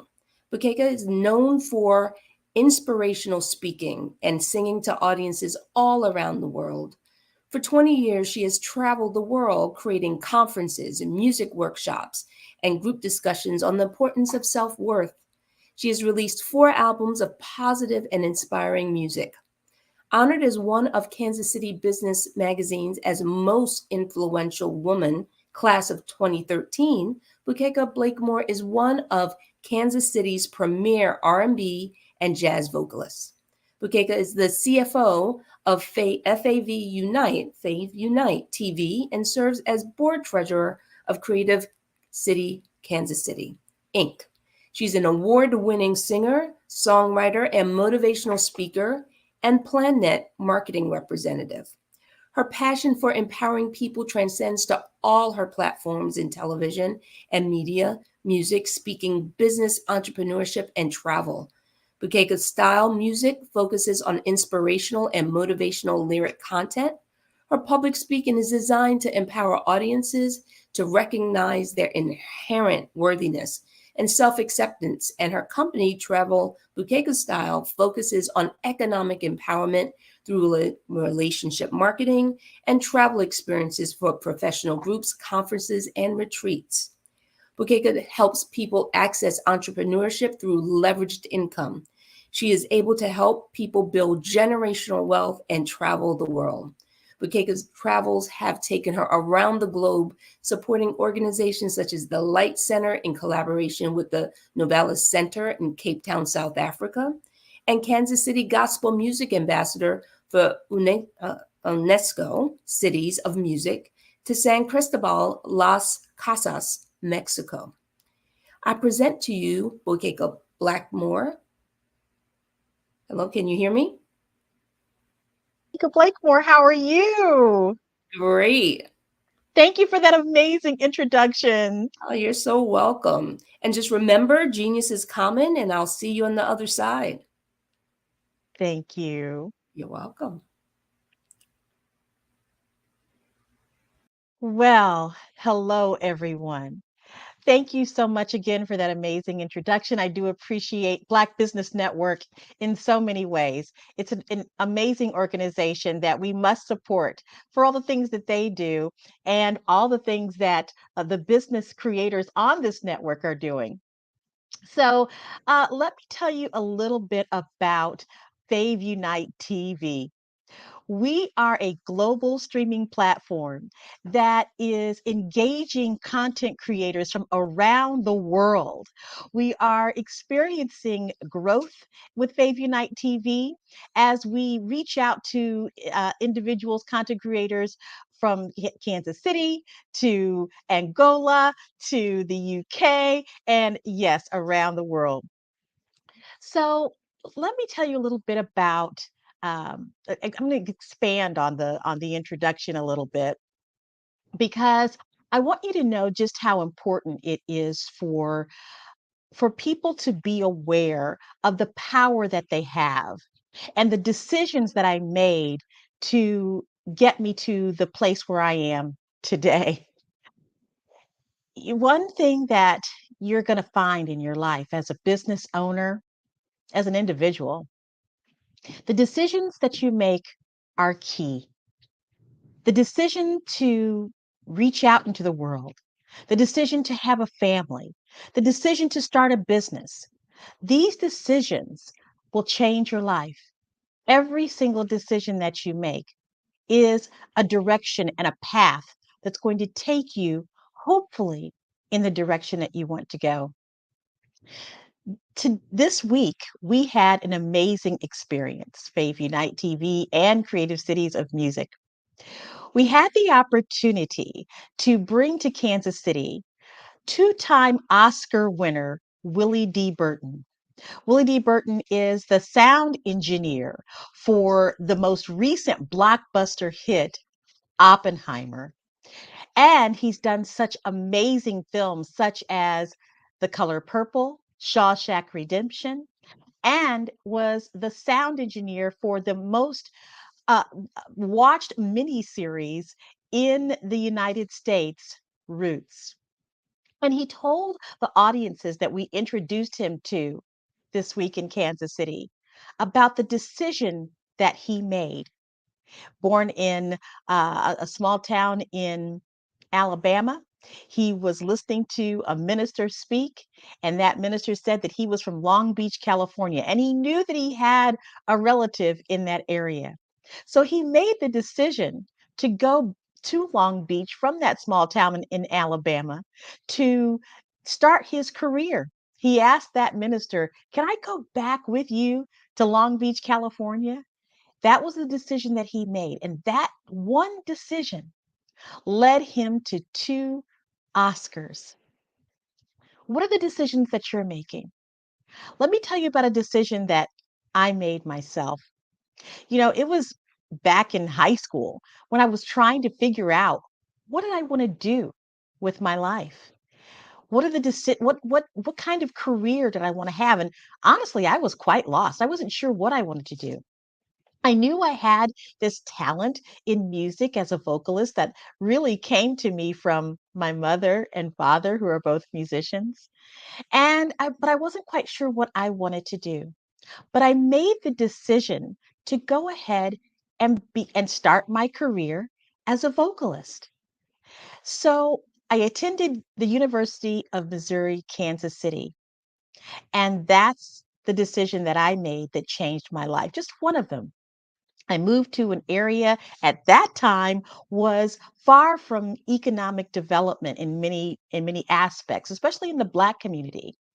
But because I decided to stay here and make a career here, I've been able to meet amazing people. I've been able to travel the world and share my story. So the decisions that you make can be the trajectory of having an amazing experience in life. But there are some times that we make decisions that are not our own. We make decisions because some people have suggested that we do one thing or another. And though we might not resonate with it, we do it anyway. Maybe because of a lack of confidence in our own ability to make the decisions that we want for our life. So, as you're starting your business or anything that you're doing in your life, contemplate what that decision is, why you're making that decision, and what you want that decision to lead to in your life. The other thing I wanted to let you know is that when you are making these decisions, it can be really tough to make them on your own. So it's time to build relationships with people who have your best interest in mind. People that love you, support you, and want you to have the success that you absolutely deserve. It was that decision or those decisions to bring people into my life that helped create Fave Unite TV. You see, we had been on a journey with this company. We started out thinking that it was going to be a social network media platform, but it ended up being a streaming platform, Fave Unite TV. So I had to bring a team together. I had to bring a group of people together that were going to make this a successful venture. And gratefully, those people were right in my family and in my friends.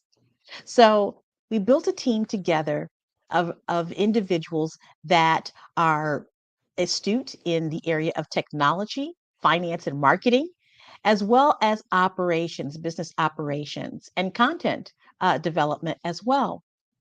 So we've come together as a company, Fave Unite TV, with our chief financial officer, my husband, Eugene Blakemore, our chief technology officer, my brother, Terry Lewis. My son, Delbert Scholes, is our chief marketing officer. Inolia Foti, my great friend from Angola, is our chief content creator. And also Christina Konya, who is our chief operations officer. So these people are individuals that really understood the vision of Fave Unite TV and the vision that I have for Fave Unite TV. And with care and love and support, and also seeing the vision of Fave Unite TV, it has come to life. So creating those relationships are important. Those relationships extend not only to the people that are going to help with the inner workings of the organization, but relationships that with people that extend outward. So those strategic partners, those are also great relationships. So I'm just excited that we're here to just be on this platform and to share with everyone the importance of Black business ownership, making great decisions, and having people around you that make it all work together. That was amazing. Thank you so much. I have a couple of questions for you. So why I not only hear, but I feel the passion that you have Fave Unite TV. But why is it important for Black content creators? Well, for one thing, if you think about it, Black Business Network is an amazing platform in itself for Black content creators or businesses, right? But there are a lot of individuals that are sort of in the mix of so many other types of platforms that they can't be seen. And we need a platform, a streaming platform that can help content creators be seen in the Black community, specifically in the Black community, whether it's those are short film or feature film creators. We need Black women filmmakers on this channel. We also find that when you have a channel or a streaming platform that is focused on growth and development, you need to kind of be in a family that would help support that. So that is why Fave Unite TV is important for Black business and Black content creators. We need a home and a place that we can call home. So specifically, how does Fave Unite TV support those Black businesses? Well, there's several ways. One is, let me tell you what FAVE stands for. FAVE stands for fans, artists, and venues. And so venues have the ability to have their own category or channel, basically, on our platform. So for businesses to be able to establish either a category that they sponsor or their own category itself gives them a greater sense of visibility. And that's why we feel that Fave Unite TV is important for Black businesses as well. So you have the opportunity to support a category or have your own category, have your own brand on a platform that's already built. Yeah, that definition definitely helps in terms of breaking down the acronym fans, artists, and venues. So it's just in terms of those demographics of those avatars, that's who you're supporting. That's who you're looking for. Right. And so the fans, they're going to come to a streaming platform to just enjoy what they see. They're going to look at the movies, they're going to look at the educational content, and that's how we provide content for fans. For artists, we are the platform that they can come to where they can place their content and have it be seen. And for venues, we have the ability to offer that brand on a platform that's already built. Now, when you say venue, do you mean an event space? So just expand a little bit on what you mean venue. Well, obviously, venues tend to be more brick and mortar, right? We go to the stadium or we go to the club or something like that. But in this space, we're a digital venue, right? So a brick and mortar venue can have their own streaming platform on Fave Unite TV, or you can bring your digital venue to this space. So, for example, if you are a person that is a promoter that has several artists that they want to promote, normally you would have them be a lineup in a club, but you can also have them on a lineup on Fave Unite TV. So you could simulcast from the brick and mortar as well on fan TV, since we're really used to hybrid environments now. That's what I'm hearing. Exactly. Yes. We can stream from that location, or we can simply have their artist have their content under the venue brand. So, for example, there are lots of jazz clubs in Kansas City, right? We're kind of known for our jazz. But one of those organizations is the one that we are in strategic partnership with, which is Creative City, Kansas City. We're a UNESCO designation. UNESCO stands for United Nations Education, Science, and Culture Organization. Kansas City is the UNESCO City of Music for the United States, and they're one of our strategic partners. So UNESCO Creative Cities has a platform on Fave Unite TV. Therefore, we are their digital venue. Those are some powerful partners. Who are some of your other collaborative partners? Well, some of our other collaborative partners are Vision Afrique Development out of Kenya and Zambia, and we're also working with a few others to come on board with us as well. That's great. So, what's been the most challenging part of your journey into this streaming service? Well, technology is constantly changing, right? And so, as I mentioned in the beginning, we had this concept as a social media network. It was designed specifically for musicians, musical artists.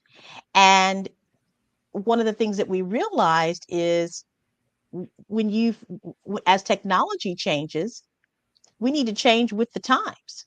So and also one of the things that's challenging is cost. I mean, every business has the situation of dealing with operational cost. And so when we were looking at the social media network route, that was really expensive, really expensive. So we had to just kind of um, do some smaller things, incremental things to express who we are as a business, as a network, as we came to determine, what would be the technology that could really work. Well, as technology grew, we came to find out that what we could start our own channel that is available on Roku and Amazon and so forth. So it became a much more feasible, financially feasible way of putting our message out, and also be in terms of being up to date with technology. So it really did, it seems like all the stars aligned. So sometimes, as those stars are aligning, you're not quite sure what's going to happen. But when you have faith, and when you have a belief and a determination, and persistence, then those things will come to pass. But that was probably the most challenging thing, just working within the confines of existing technology and the economics involved, and being steadfast and still pursuing it as technology changed and we kind of grew into it. So, thank you. So, as Black content creators, what are some of the other barriers? You talked about economic. What are some of the other things? I guess everyone should really think of themselves as a content creator, really, no matter what business that you're in. Absolutely. Because if you think about the fact that the way that people see you now is through social media, is through digital spaces, then no matter what you're doing, if you're an entertainer, if you are a business owner with a brick and mortar business, you still need to have that digital space. So one thing that are barriers for content creators in the digital space is cost. So for as the streaming platform um, of accessibility began to first started, it started out in a way that it was rather affordable for the average person, but now that's changed, right? It's thousands and thousands of dollars per month to actually run that streaming channel. So when you have so for people who um, are artists or small businesses that don't have the um, the resources to have their content put on a channel, that we are an answer for that. So we have the ability to to provide content creators, whether they are artists or business owners or whatever they are, to come to we kind of break down that barrier. Now, specific to Black content creators, right? And I want to speak specifically to those who are, say, filmmakers. If you try to pitch your show to the big houses, the Netflixes, the Hulus, it's not likely that yours is going to get picked, simply because a lot of the content that they find as economically feasible or that will make money, they don't see it as making money. They won't, in many cases, hear your full concept. Also, for Black American content creators, we are seen differently than what you than those that are coming out of Nollywood or so forth. So we have an added barrier just by being Black American, right? There's being in America, in the United States, where we don't have a whole lot of representation still, even in 2023, there is still quite a bit of your of our lives, of our history, of our life experience that is not seen as money making, right? It doesn't equate to the bottom line or the revenue stream that that people want to have. So we're a place for that. Now, I heard the term Nolly. That's the first time I've heard the word Nollywood. Tell me what that is. Nollywood is the Nigerian film industry. It is the second largest. Everybody thinks that Hollywood is the highest grossing film industry, is the highest of that has the highest revenue. Nollywood is the second highest grossing film industry in the world. In the world. And actually, from my last research, Bollywood, which is India, Yeah, I've right, heard it. Yeah. is first. Actually, Hollywood comes third. Wow. Globally. That's why we tune into the Black Business Network, just in terms of, so we know. We don't know what we don't know. So thank you for sharing that.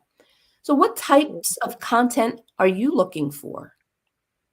We're looking for all different types of content. We're looking for people who are in business that want to have some of their product placement on a digital platform. So if you are a business owner that has product or services, you can be a content creator. You can come onto on a platform such as ours and have your own show in relationship to your business.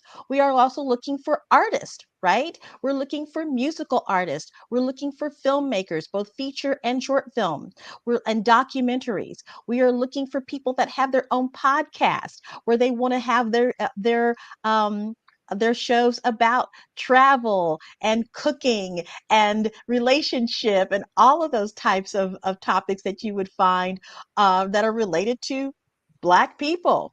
Also, we are looking for those that are related to indigenous culture, because that is something that doesn't really have as much of a home either, because we are all Black and brown people, right? So the things that are happening internationally around the world, in South America, in throughout the Caribbean. We are a place for that. So content creators of doing all kinds of things coming from Black, Indigenous people of color. That's great. You talked a little bit about your team. You identified your team, and what really resonated with me is the infrastructure that you have. So talk to me about your team again and their roles, and in terms of moving Fave TV to the next level.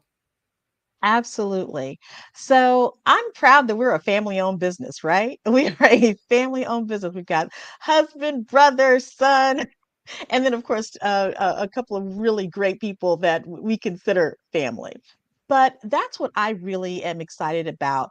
That when it came time to build a team, I could just call these great people with excellent experience to come right into this situation. And so we are a very tight knit group. And, we have we have family matters as well, but the thing of it is that because we are a family, we can work with each other, we love each other, we want the best for each other, and we're also serious about business. We have a legacy to leave here. So as you can see, I'm not in my 20s, right? Me either. Right, exactly. And so at this point in this stage in life, it's about leaving a legacy for those that are here, that are coming up for us, for those 4 grandbabies those from my son, and those 4 other grandbabies from from my daughter. So we got 8 grandkids. We got to make sure that their life has a legacy with them. So it really is a great infrastructure just in running the business itself. But beyond that, it's about leaving a legacy for them, for their children, grandchildren, and grandchildren after that. That's wonderful. Now, how can people contact you if they're interested in being, in terms of what you've identified, and how can they reach out to you? Please reach out to us at info@faveunitetv.com. So that's info at FAVUNITETV.com. And you'll get another chance to mention that. I just want people to grab a pen so you're ready, or text yourself, whatever you do to just make sure you document that information. How does the collaboration between the Black Business Network and Fave Unite TV contribute to the empowerment of Black entrepreneurs and creators? This has been one of the most exciting things. To come across this Black Business Network has really added to the trajectory of our business. And the collaboration between the two means that, because it's essentially we are both streaming companies, right? And I think what the collaboration that we have come to see is that this particular is about business. Is about the business of being able to generate revenue, to for people to be able to advertise their products and so forth and so on. So we want to we want to work together. We're working together on both of our platforms. Obviously, Black Business Network is about business, and with the Fave Unite TV, we've got entertainment and cooking and travel and all that good stuff, right? But with Black Business Network, we're focusing on the business, and so this is a part of that collaboration to let people know that the people that are a part of Black Business Network know that they also have a home at Fave Unite TV, and that Fave Unite TV has a home with Black Business Network. So we're working together in partnership and collaboration, and that's a good thing for all of us. That's great. So can you share some success stories of how Black content creators have benefited from their relationship with Fave Unite TV? One of the things that occurred, one of the first things that occurred is that because they could see the value in what we offer, we have a filmmaker by the name of Ronald Dillard Jr., who has created 4 short films. He's done more than that, but he's had these 4 short films that he brought to our channel. He is an award-winning filmmaker, has 17 different countries from film festivals that he's won awards from. So what we've had the opportunity to do with Ronald is to have him kind of go through our artist development or artist presenter process. So we were able to feature his films, have dynamic conversations about it, bring fans in to let them know what they loved about the film, what they loved about the 4 films that he brought. And so that brought added visibility to his films. And so he really appreciates what we're doing for him. So we have his films on Fave Unite TV, The Color in Your Eyes, When We Pray on Them, as well as let's see, what are the other 2? Oh, I'm blanking on the other 2, but yeah. So we were able to essentially generate buzz around his content. So what I'm hearing, and my background is HR and career planning. So what I'm hearing is, Ms. Blake, from you is that you've kind of leveraged your personality, interests, skills, and values in this environment and creating this entity. So like you made mention of the last example that you've helped with the artist development. So can you talk a little bit about the support services, right? It's not just, I'm listening, that it's not just streaming, it's more holistic. It's this ecosystem. So do you mind kind of expanding on that a little bit? And thank you so much for mentioning that, because that's exactly what it is. So in the front of everything, you see Fave Unite TV. You see the content. You see the various pieces that are on the channel. Behind the scenes is this community that is developing of fans, artists, and venues. The fans get a chance to engage with the artist. The artists get a chance to have their work seen um, by individuals that might want to invest in them or have their product placement along with them, which also supports them as an artist. So there's this whole ecosystem of support that comes from being a part of fans, artists, and venues that's behind the scenes. That's very clearly heard. So I want to give you another opportunity to share how people can contact you directly. They want to take that step forward. Absolutely. So just reach out by email to info@FaveUnite TV, FaveUnite.com. That's the best way to reach out. Learn how to, and you can also go to FaveUniteTV.com. You can go to FaveUniteTV.com and simply contact us by going to our website. That is amazing. You were great. Thank you for sharing you. And thank you for just the expertise and the value added. So thank you again.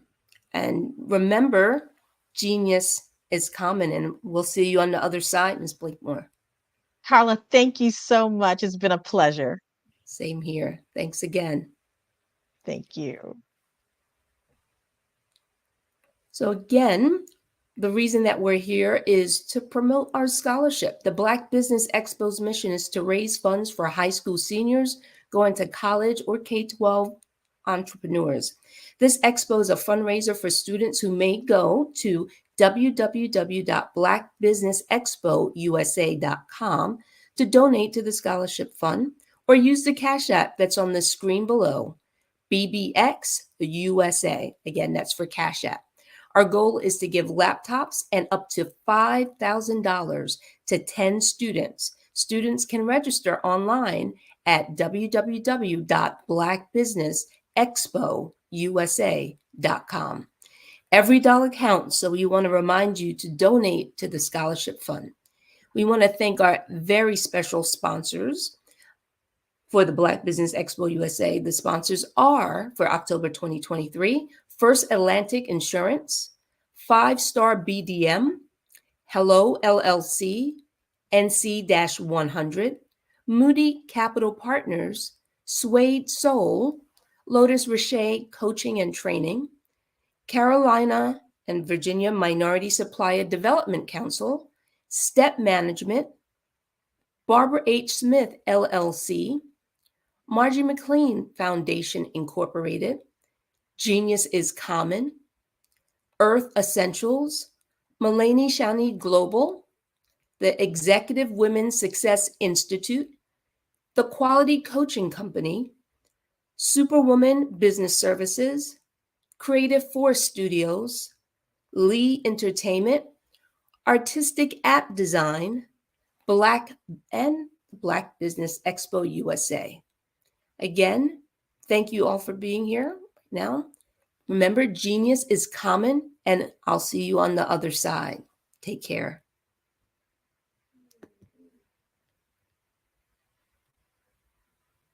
I'm Kennedy Harris. My genius is being an entrepreneur. I'm the CEO of K-Lock, a company where I develop my very own line of kids supplements. I currently market my multivitamin for kids to help combat weak immunity. During the pandemic, research has shown that having a strong immune system is key to fighting off disease. My vitamins are for kids, but adults can benefit from them as well. I'm adding a proprietary blend to my supplement line. I want to create my own blend so that I have a competitive edge in the marketplace. Staying healthy is important to me so that we live longer and have healthier lives. My website is klockproducts.com. That is K-L-O-C-K. Genius is common.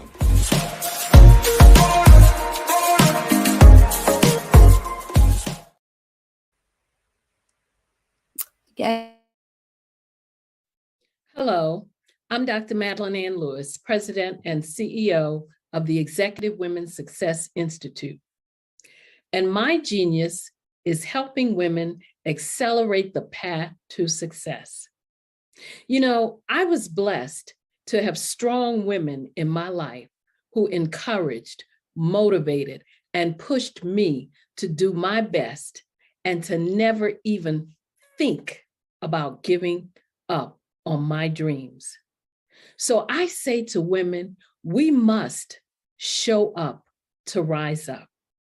We have talents and potential, but who will see them if we don't speak up and get noticed?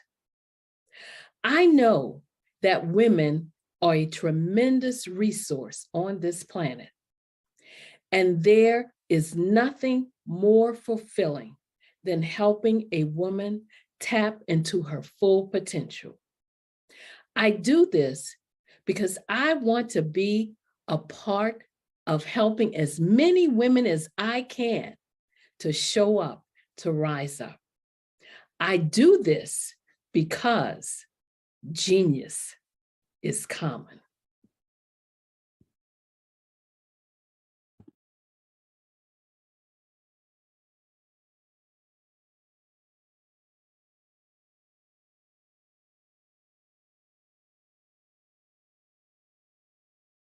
I'm Ramon Ray, founder of Smart Hustle Magazine and smallbiztechnology.com.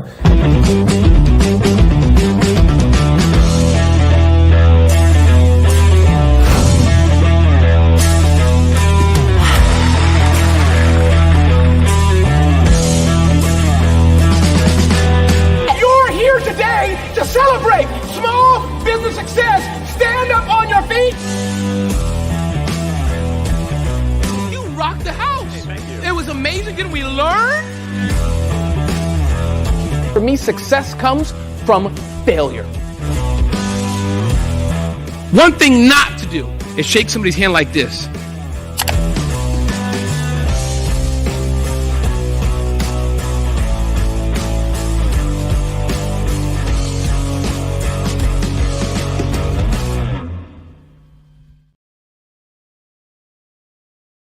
Over the past few years, we've seen the growth of existing and new initiatives focused on financial inclusion, building global networks, and reducing the wealth gap in response to the idea there's not enough seats at the table.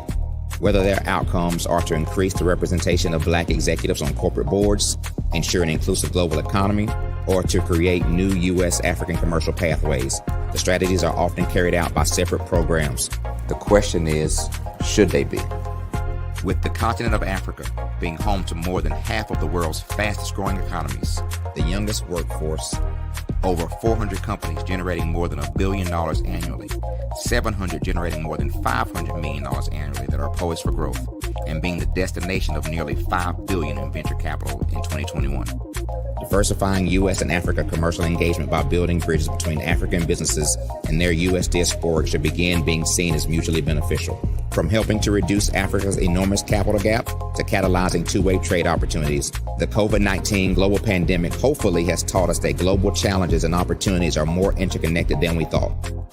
During the pandemic, African companies like Unicorn Flutterwave, insurance provider Reliance Health, ride-hailing app Yasir, and 54Gene, the continent's first bank of DNA on people of African descent, proved that when African companies have access to networks, capital, and information, they grow big, grow fast, and create solutions that are valuable to the world. This is why Be Direct was created. We are the first U.S.-based but African-centric board preparedness and board search company designed to connect U.S. Black talent and corporations to African businesses. Unique and fundamental to Be Direct's success is our process of helping board candidates adapt their experience and networks to an African context before they're connected to high-growth companies that are looking to locally and globally scale. From our focus groups with African business execs and government leaders, we don't ignore the sentiment that business is easy, but people are hard. Having a pool of board candidates with hard-to-access networks and extensive experience across the business life cycle, including successfully raising capital, is table stakes for an initiative like this. So yes, we have that. But corporate or entrepreneurial success in the U.S. does not guarantee success in Africa. Developed alongside industry partners on the continent, Our training program, Be Direct Prep, is designed to transpose their experience to create cultural comfort, understanding, and a commitment to helping businesses in Africa scale. Our board governance sessions are African continental and country specific, integrated with cultural awareness and dexterity training. Masterclasses led by African industry execs and mentoring and coaching from African continental-based facilitators. But even more unique to Be Direct Prep, we cap off our training program with an immersion trip to help candidates that have not been to Africa before see and feel Africa's complexity and opportunity from African soil. We all know traditional network-based board placement has historically left a lot of us out of ever really being in the paid board pipeline. Our strategy supports the work of many great organizations that are successfully filling seats at U.S. board tables by creating more tables for those that are still left on the sideline. It's time to start seeing the role and value of U.S. Black talent and businesses on the continent of Africa differently. Old perceptions and habits limit economic inclusion. Let's transition Black talent and the African businesses they will support from the periphery of the global economy to its core. Living in a global lockdown, we all know now how fast local and global economies can change, and see the value of having businesses that hire, strengthen local value chains, and even grow globally. Status quo in any form holds back progress. We must democratize U.S.-Africa commercial engagement by socially and economically connecting cultures that have long been disconnected. It's time for Africa's U.S. diaspora to redefine their global value by helping African businesses scale continentally and globally.